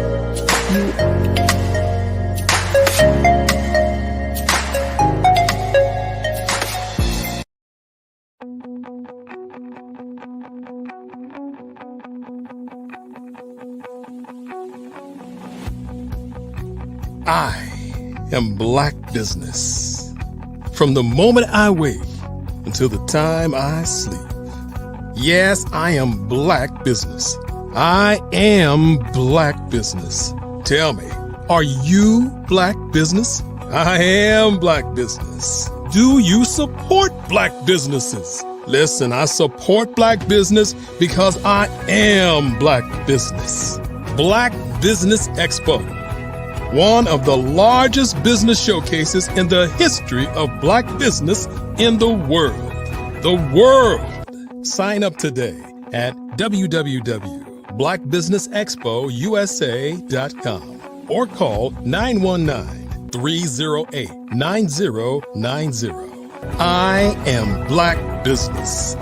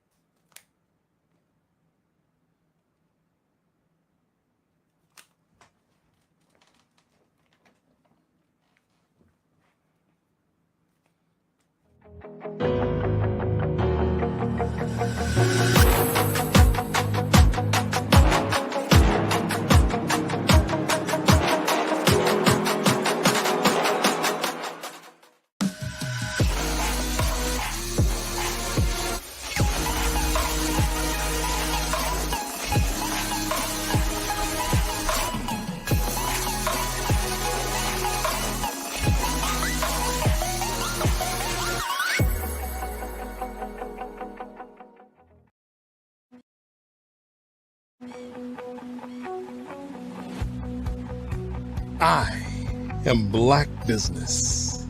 From the moment I wake until the time I sleep. Yes, I am Black business. I am Black business. Tell me, are you Black business? I am Black business. Do you support Black businesses? Listen, I support Black business because I am Black business. Black Business Expo, one of the largest business showcases in the history of Black business in the world. The world. Sign up today at www.blackbusinessexpousa.com or call 919-308-9090. I am Black business.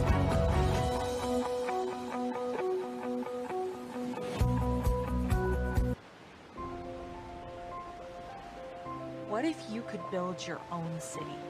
A place where every child can find nurturing people to help them achieve their full potential.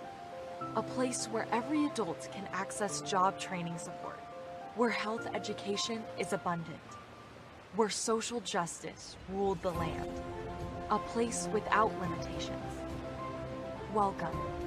You have arrived at STEM City USA. It is what every city should be.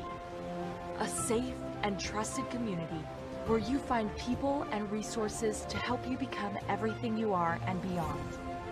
STEM City is unlike anything you have ever experienced.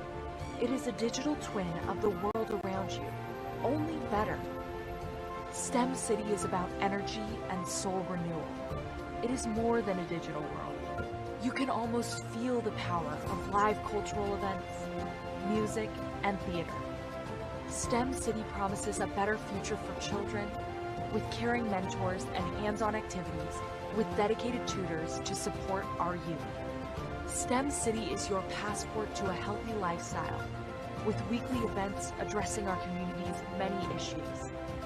STEM City is your financial well-being with helpful information on wealth management, career advancement, job training, and so much more. STEM City is the community you deserve. It is the city where your dreams can come true. STEM City USA, a place in the sky that is accessible to all who reach for the stars.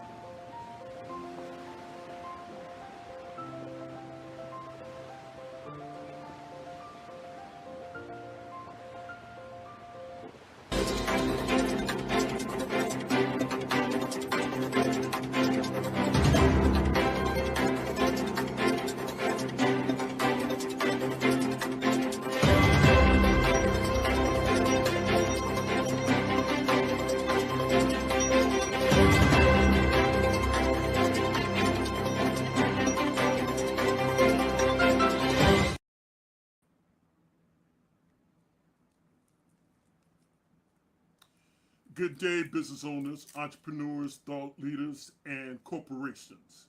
Welcome to Black Business Network. My name is Aaron Couch. I'm your business moderator for this afternoon on the Black Business Network. The Black Business Network is a 24-hour business network showcasing Black businesses, business owners, entrepreneurs, and thought leaders worldwide.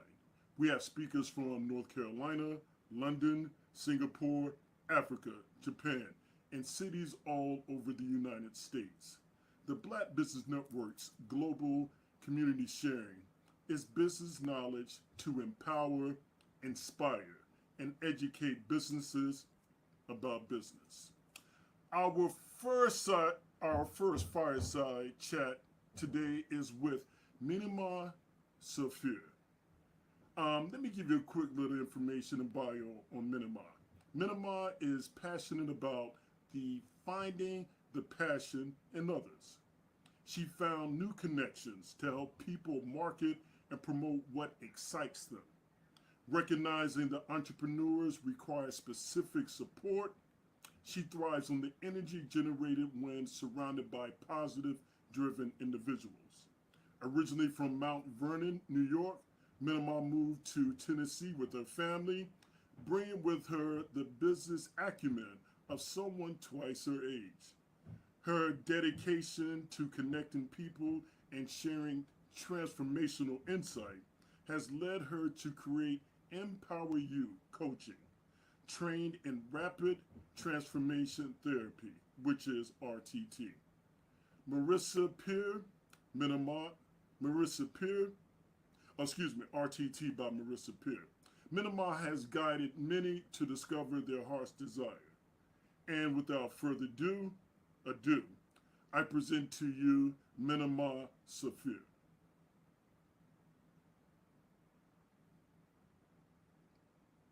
Hello, hello. Oh, there you are. I was wondering. I was like, I don't know, am I being heard? Good morning, Aaron. My name is Nanaima. I know it's a strange name. Nanaima. There's two I's in the middle.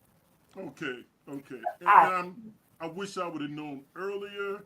I would have definitely made sure I pronounced it correctly, and that's my fault. Did you know women represent just 3% of Fortune 500 CEOs and less than 15% of corporate executives at top companies worldwide? Have you wondered what the secrets are to getting in? Because I began seeing the challenges of going from being a 9-to-5er, someone who works for a paycheck, to running their own business and creating a strategy for themselves. We've been told since 5 years old, since our whole life, what to do, when to do it, how to do it. Right. You go to work at this time. This is your job description. This is where you go for lunch, or this is how much time you can stay away from your desk. And this is exactly how we want. We've been taught these things, and we're conditioned to stay in that mode. So getting out of that mode and really diving into the gifts that we've been given, naturally, there is no shortage of talent in our community. Talent, skills, resources. I mean, my goodness, we are some of the most absolutely amazing creations on the planet.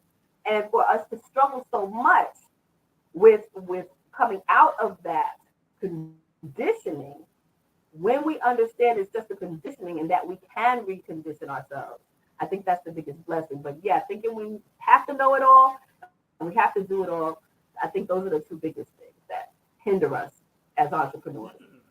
So I can definitely understand that. Sometimes I think people are looking for balance. And when I look at that, and once they get that, how would you define success for those entrepreneurs?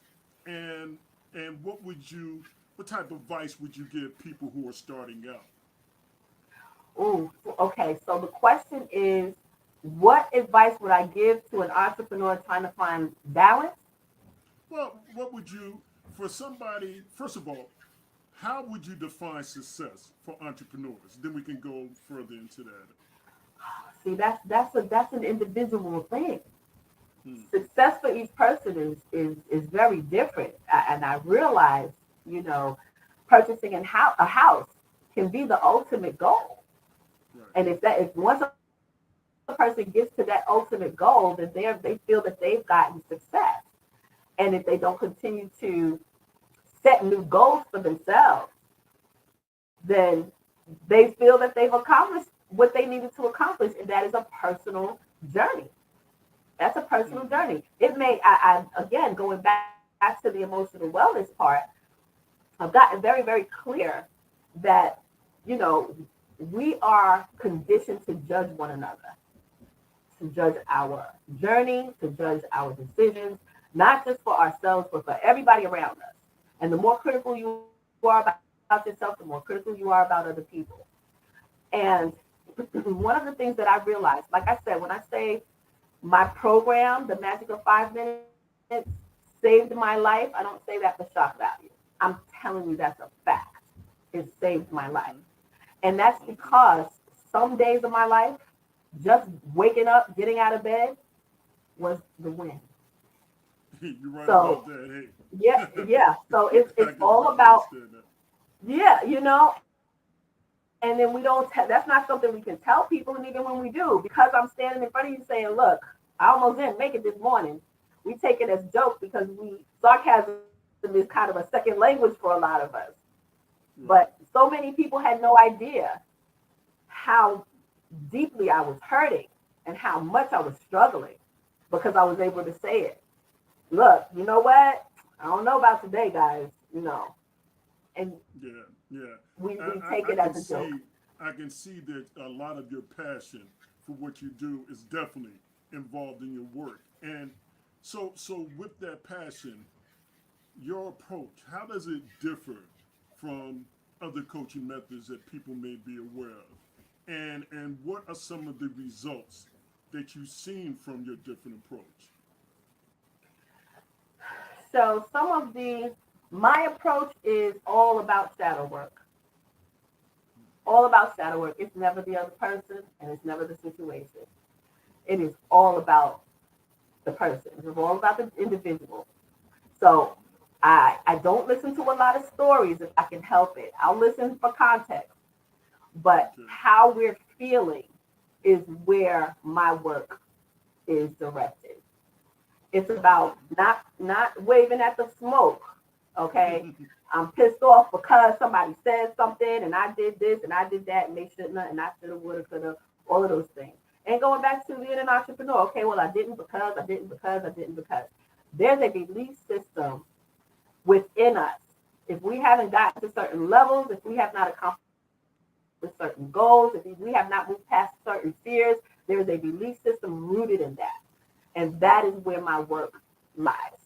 Checking out what's going on inside. It's not about the other person.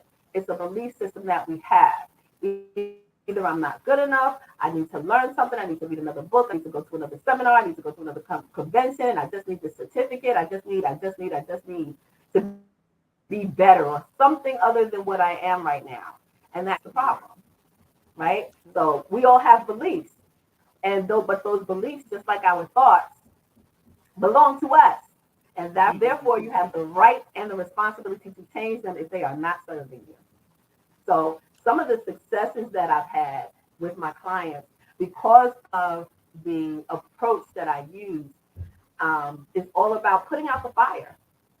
Okay. So when we work on that, when we work on what's going on inside, then we can actually affect change on the outside. You know, so I use RTT, I use hypnotherapy, I use solfeggio frequencies, I use a lot of things in my work. I use meditation, I use journaling, and the successes are rewarding. So just for me to be a part of that process is huge for me. Yes, I have clients, I have testimonials on my website, and all of that. Now, that is fantastic. But you mentioned something that really got my attention. You mentioned putting out the fires. So what are some of the common mistakes that you see some of your entrepreneurs making when it comes to marketing their passion? For marketing their passion. Okay, so speaking from experience, not really getting to the underlying, what is it that you really want to do? It's like, okay, if I'm just chasing money, if you're chasing something, it's always going to run from you. You're going to be chasing it forever. That's an energy. I work on energy. Everything is energy. So as far as entrepreneurs, you said, what are some of the mistakes that they make in marketing their business? Yeah, what are some of the mistakes, when it comes to their passion? Because you mentioned, sometimes helping them to put out the fires. So what are some of the things that you see, and how do you help them to get past that? Well, again, it depends on what it is that the person is coming to me for, right? It all goes with, it's all about within. We often find that we say, okay, well, I don't know how to do this, or I don't know how to market. How do I use this program? Or how do I use it? Trust is a huge challenge. One of the biggest problems with everybody on the planet is not feeling like we're enough. Yeah. In one way, shape, or form. Right? That's the biggest thing for everybody. I'm not enough in one area or another area, whatever it happens to be. It's like, I know what I know, but I don't know how to share it. I don't think anybody wants to hear it. These are some of the personal thoughts that went through my mind as I've been developing my business over the years. And doing those shadow work helped me realize, wow, although I know the information is valuable and saved my life, I don't believe people will listen to me. So working on that part. Listen. Well, you know Yeah. what? I think they will listen to you because you seem to be able to help people identify, you know, that unique aspect about them. And when you look at that, I mean, how would you help these people when they're looking at that? How would you help them to communicate to others what is unique about their propositions in terms of how they work with their businesses? The first thing is getting in the mirror. That's the very first thing. This is not easy work. It's inner work. I get so excited when I have a client who actually takes into consideration and uses the tools that I give. Because it's not that they're difficult to do. It's not that they're not easy to do. As Jim Rohn said, they're easy to do, but they're also easy not to do. Right? And so getting in the mirror is not, that was one of the earlier things that I also learned. I can see why people don't do this work. Like, okay, I've lived 30, 40, 50 years. No, I don't want to go all the way back to when I was 16 and somebody hurt my feelings. No, I don't want to discuss that anymore. I don't even have to. I don't see that person. I don't have to talk. Yeah, but the scar is still there emotionally. So as soon as somebody says something and you think that you've been disrespected and you go off because you think that person is the reason, they're not the reason. There's something else there. Because when you have healed and someone says something negative, rude, racist, disrespectful, when you've healed, then you understand that that's that person going through something. You don't internalize it. When something, and it's not a bad thing. These are the things when we are magnetic individuals. When we're drawing experiences into our lives from moment by moment, based on the energy that we're carrying. Everything is energy. All energy has frequency. All frequency vibrates. So whatever you're experiencing is something that you've encountered, you've drawn into your life. Nobody wants to hear that, especially when things are going crazy. It's like, no, I did not. He said, and she said, and they said, and they did, right? So it's not an easy task to get us in the mirror. I mean, it's hard to do when you got a lot of people telling you to look at certain things. And then, like you said, you look back at it and you start going through all the stress about it. You're like, hey, I need to try to move forward with this. So, you know, and when I look at that, I'm kind of wondering, what is probably some of the best advice you have received as you're going along this journey? Go within. Go within. That's where God lives. We stay looking outside of ourselves. But we were created by the creator of all things. And that is keeping up. And that energy is keeping your heart beating. And we all say that love is the strongest, most powerful energy. But we're really afraid to be there because it's a vulnerable space. But it's only vulnerable when you haven't healed.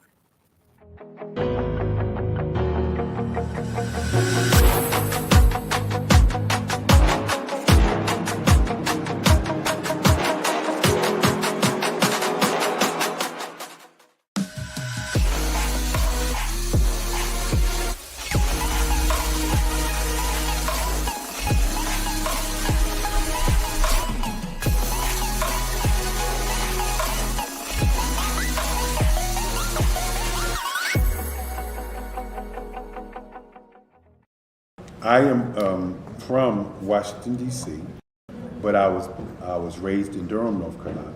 I came to Durham when I was about 5 or 6, and then I traveled back and forth to D.C. because it's where my people are from.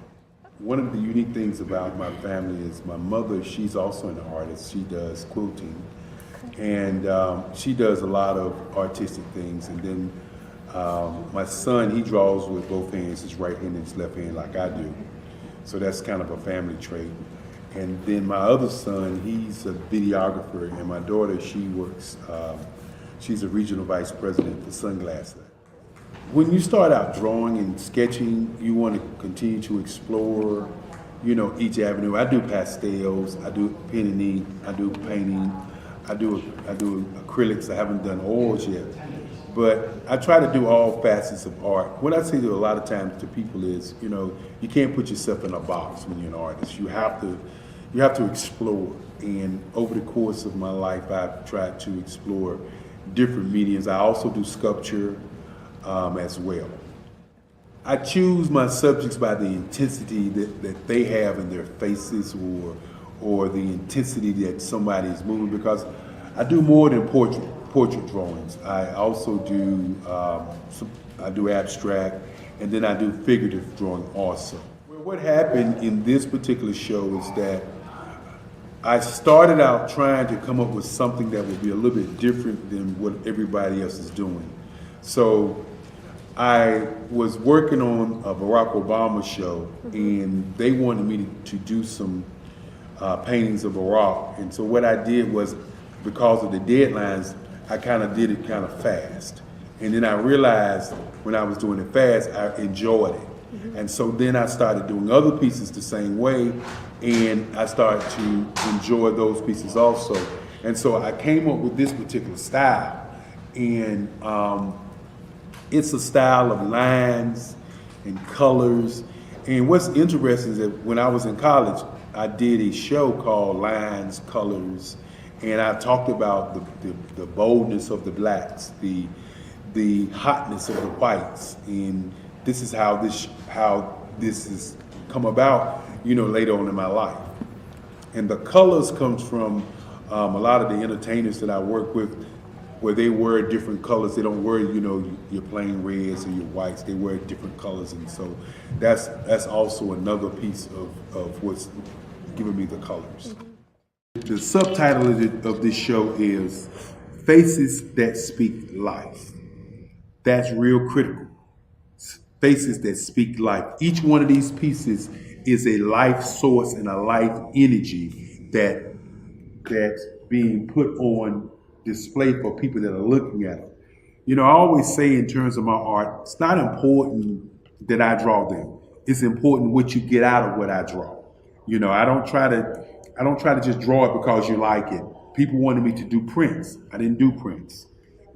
People asked me to do different people, but the people that I choose are people that make a difference in the lives of people in the world. So the human landscape idea was, again, as I say, the lines represent your emotions, it represents your ideas, and it represents your journey as a human being. And that's why you get the different pieces and the different looks. And as you notice, I try not to do one look that looks alike another look. And that's what's the most important part of this show. In today's competitive market, standing out is essential.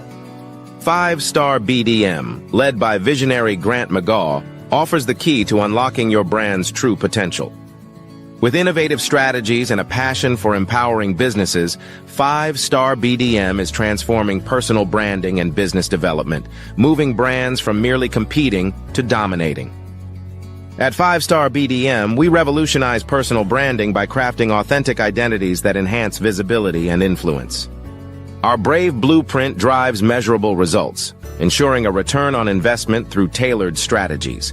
By integrating artificial intelligence and advanced methodologies, we provide your business with a competitive edge in the digital age. Grant McGaw brings over 20 years of leadership experience with Fortune 500 companies.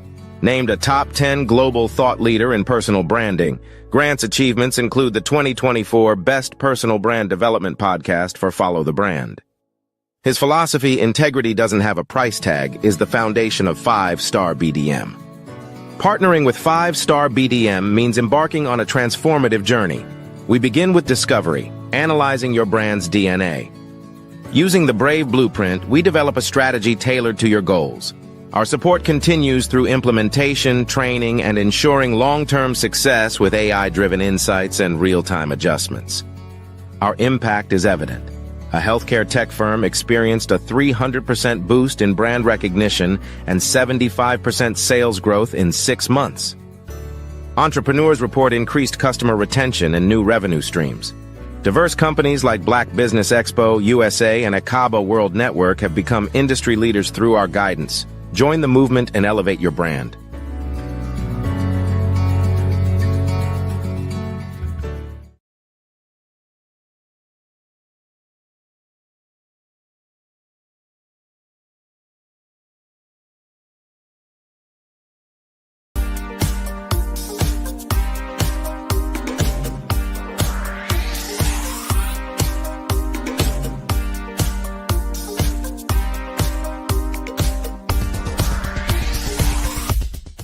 I grew up in Flint, Michigan during the 60s, and as a child, I can remember the civil rights movement. I remember our family huddling around our small black and white TV, and we'd watch all of the things that were going on in Alabama and Mississippi. Some of my older cousins were active in the movement, and each week we would have a large Sunday dinner with the extended family, and they would come back and tell us about all of the things that they had seen and done. As a child of about 8 or 9 years old, I always wanted to grow up and be a part of the movement, but by the time I became of age, it was all over. All of the marching was done. I always felt left out, that I didn't get a chance to participate in the civil rights movement. But little did I know that God had another plan for me as a computer instructor and database developer. But even then, it bothered me that I didn't see many people of color in my classes. That is when journalist Dr. John Ray introduced me to Dr. Joel Dudley Sr. and Dr. Eunice Dudley of Dudley Products, who had been mentored by the millionaire S.B. Fuller. Through Dr. Dudley, I was introduced to Dr. Lafayette Jones, past Vice President of Marketing for John H. Johnson of Johnson Publishing, and his wife, Sandra Miller Jones, who was a Vice President at Quaker Oats, and together they created SMSI, a national marketing firm. Dr. George C. Frazier of FrazierNet and the Power Networking Conference, Dr. Jackie Mayfield of ComproTax, founder of the largest Black-owned income tax service, and even billionaire Michael B. Roberts. They all believe that the way to close the wealth gap is through entrepreneurship, because we as a people had to overcome slavery, and secondly, obtain our civil rights to be able to eat in any restaurant or stay at any hotel that we wanted. But the third piece is economic equality. And now I am also convinced that we must become entrepreneurs, and to do so we must embrace technology and a strategy of global networking. That is why I created Every.Black, to use my vast experience as a computer instructor to teach entrepreneurs how to use technology and artificial intelligence in business. Every.Black members are listed in our online website directory, promoted in our digital newsletter, on our social media, and on our podcast. And we also conduct weekly virtual mastermind meetings where we read positive books, learn from the experts, while networking with like-minded individuals from around the world, educating them about every aspect of becoming a successful entrepreneur. That is what Every.Black is all about. Just go to www.every.black to take the AI and tech classes you need, to register for our mastermind meetings, and to join the Every.Black family. Visit us at www.every.black and sign up today. Just go to every.black, every.black. No .com, no .net. Just every.black. .black is the new .com.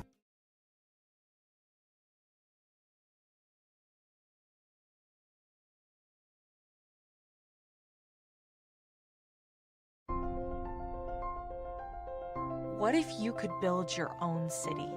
A place where every child can find nurturing people to help them achieve their full potential. A place where every adult can access job training support. Where health education is abundant. Where social justice ruled the land. A place without limitations. Welcome. You have arrived at STEM City USA. It is what every city should be. A safe and trusted community where you find people and resources to help you become everything you are and beyond. STEM City is unlike anything you have ever experienced. It is a digital twin of the world around you, only better. STEM City is about energy and soul renewal. It is more than a digital world. You can almost feel the power of live cultural events, music, and theater. STEM City promises a better future for children, with caring mentors and hands-on activities, with dedicated tutors to support our youth. STEM City is your passport to a healthy lifestyle, with weekly events addressing our community's many issues. STEM City is your financial well-being, with helpful information on wealth management, career advancement, job training, and so much more. STEM City is the community you deserve. It is the city where your dreams can come true. STEM City USA, a place in the sky that is accessible to all who reach for the stars.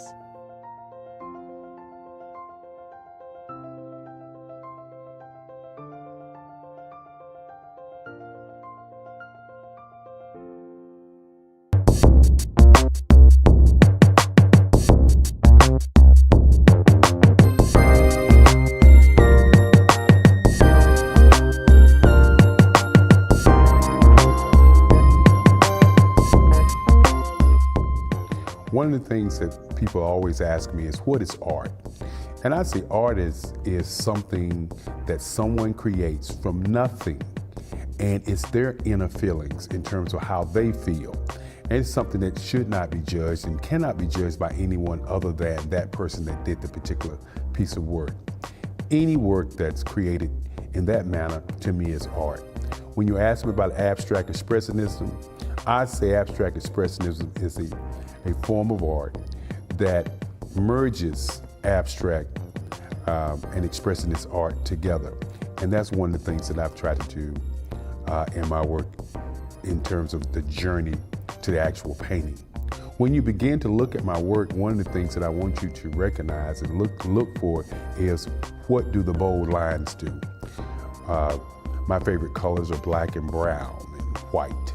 And you'll see in my work that you'll see that black, you'll see that brown, and of course you'll see that white. The white to give the joy of highlighting the piece, and then of course the black to define and give you the boldness and the strength in the piece. When you begin to analyze the colors that I utilize, I always use colors to kind of give you a tone or an emotion about the piece. So the different kinds of colors that you will see in this particular show are going to be colors that are going to be bringing forth an idea. One of the things that we did on this DVD, on this show, was we're online, and you can go to my website at www.kellyworldwide.com, or you can email me at erickelly45@gmail. But we went online and we had people to tune into the show and ask them what colors would they like for me to use. And of course, the colors that they asked for, we utilized those colors. Those colors were red, orange, green, and white. And we added an additional color of blue and gold. And that's what you're going to get on this particular piece. We had a survey of people that they wanted me to paint, and everybody came back with the Beyoncés, the Barack Obamas, the stars of the now.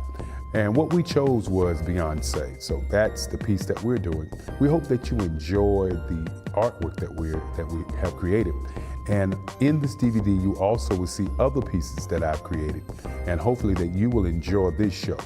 And if you're looking to have me to come to your gallery or to your museum, I can be contacted at 919-308-9090. And of course, as I always say, love without happiness, there's no peace of mind. My name is Eric Kelly III. I hope you enjoy the show, and I look forward to meeting you, and I hope you enjoy my work.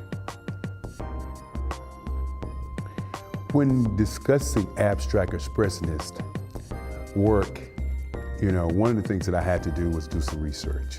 And that research led me to abstract expressionists. Figurative drawing is a part of what I do. I use parody and I use satire when I do my pieces. And so what I did was I joined those four pieces together. A lot of times people ask me, how did I discover abstract expressionist artwork? And I say, I didn't discover it. It's something that's been here all the time. I just have taken it and expanded on it to make it an art form that I utilize for my subject matter through my journey.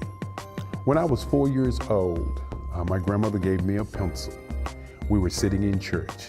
I think she thought I was going to scribble, but I began to draw the choir. Later on, as I matured, she said that picture that I drew, the first one that I drew, looked like people in the choir. And so with that thought, I kept drawing. Drew through junior high school, created some nice pieces that won some awards, and continued to draw. But drawing and painting was not my focus. My focus was education and history. History was something that I really enjoyed, and I pressed forward to be a history major. I wanted to be a history major in college, as a matter of fact. But when I got to high school, I was going through high school, and 3 of my teachers saw me one day, and one of those teachers was my art teacher during my senior year, Mrs. Dowd. And Mrs. Dowd said that I need to talk to you.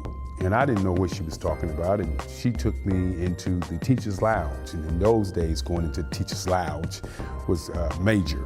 And so while in the teacher's lounge, Miss Corbett joined her, and Miss Cousin, my history teacher, and my English teacher. And they sat me down and they said, well, you're not gonna graduate. Knowing me the kind of guy I was, I wanted to graduate. And they said, well, the only way you're gonna graduate is you're gonna have to draw more, because Ms. Dowd tells us that you come in class, you have a good time with all the students, and then you draw or do the project better than anybody in the class the last day when the project is due. And so she's interested in you doing more art. And so I took the challenge that year, my senior year, 1975, and I drew every night before I went to bed. I drew Macbeth, I drew the Greeks, the Romans, I drew all of the stories that we studied. And for Mrs. Cousins, who was a Black history teacher, I drew about the transatlantic slave trade. I drew about slavery. I drew about the Reconstruction. I drew about Martin Luther King's and the Malcolm X's and all of the great people, the Carter G. Woodsons, the Benjamin Bannekers. And I kept drawing for those 3 teachers. And at the end of the year, the Durham Lynx came to school and gave me an award. And I was surprised because I thought that the Durham Lynx was going to give that award to someone else. I had so much work, I had enough work to fill the hallways. And once I looked at my work, I thought about where would I go to school. And because of the Durham Lynx and all of the attention I got letters from a lot of schools. And I researched the schools and I decided I wanted to go to North Carolina Central University. And the reason to go to North Carolina Central University at that time, they were the #2 school in African American art, which means that most of their teachers had books in the library you could go and you could read and you could study. And I studied with Mason and Pendergraft and Carlisle, some of the great ones. Had a chance to meet Willie Nash and also see some of the great works of Ernie Barnes. So as I continued to do my work, one of the things that I tried not to do was be a copy of any other artist. And incidentally, I was taken on a field trip at North Carolina Central University after they gave me an art scholarship, of course. And we were at a museum and I saw a gentleman's work, and his name was Charles White. And for the first time, I saw some work that looked like my work. I was so amazed. And when I saw the work, a bulb clicked in my head to say that no one's art is anybody's personal art. All of it is expression, no matter who's drawing. And from that moment on, I began to draw expressionistic art. And that expressionistic art began to come off of the board of my canvas, because I always wanted the canvas to kind of give you more of a imaginary piece of my art. I didn't want to put everything right into those 4 borders. I wanted to put things so that you would imagine things. And so the abstract piece of my work was to elongate pieces, to make you say, okay, the eye is too big, the head, the forehead is a little too big, the nose is a little big. And those are the kinds of things that I began to do with my work. And once I got out of college, a lot of the galleries were saying that my work was abstract and expressionist. And so with them saying those kinds of things, it became a word of my work is abstract expressionist.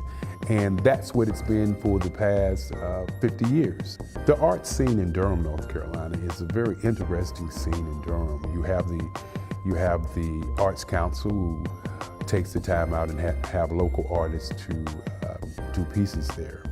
Then you have several galleries downtown Durham, and those galleries are doing pretty well. Newly, we have 21C Museum, which is a museum that's a 24-hour museum that displays works from international artists and artists around the world. And one of the unique things about the 21C Gallery, 21C Museum, is that they put only artists on who are living artists. So that's one of the key things. And I think that's one of the great things, because a lot of your museums have artists who are passed on or ancestors who are passed on, as opposed to artists who are living now. If you ask me where I would like to have my work, I would like to have my work in several different museums around the country. That's what we're working on as we look at this particular show, as you deal.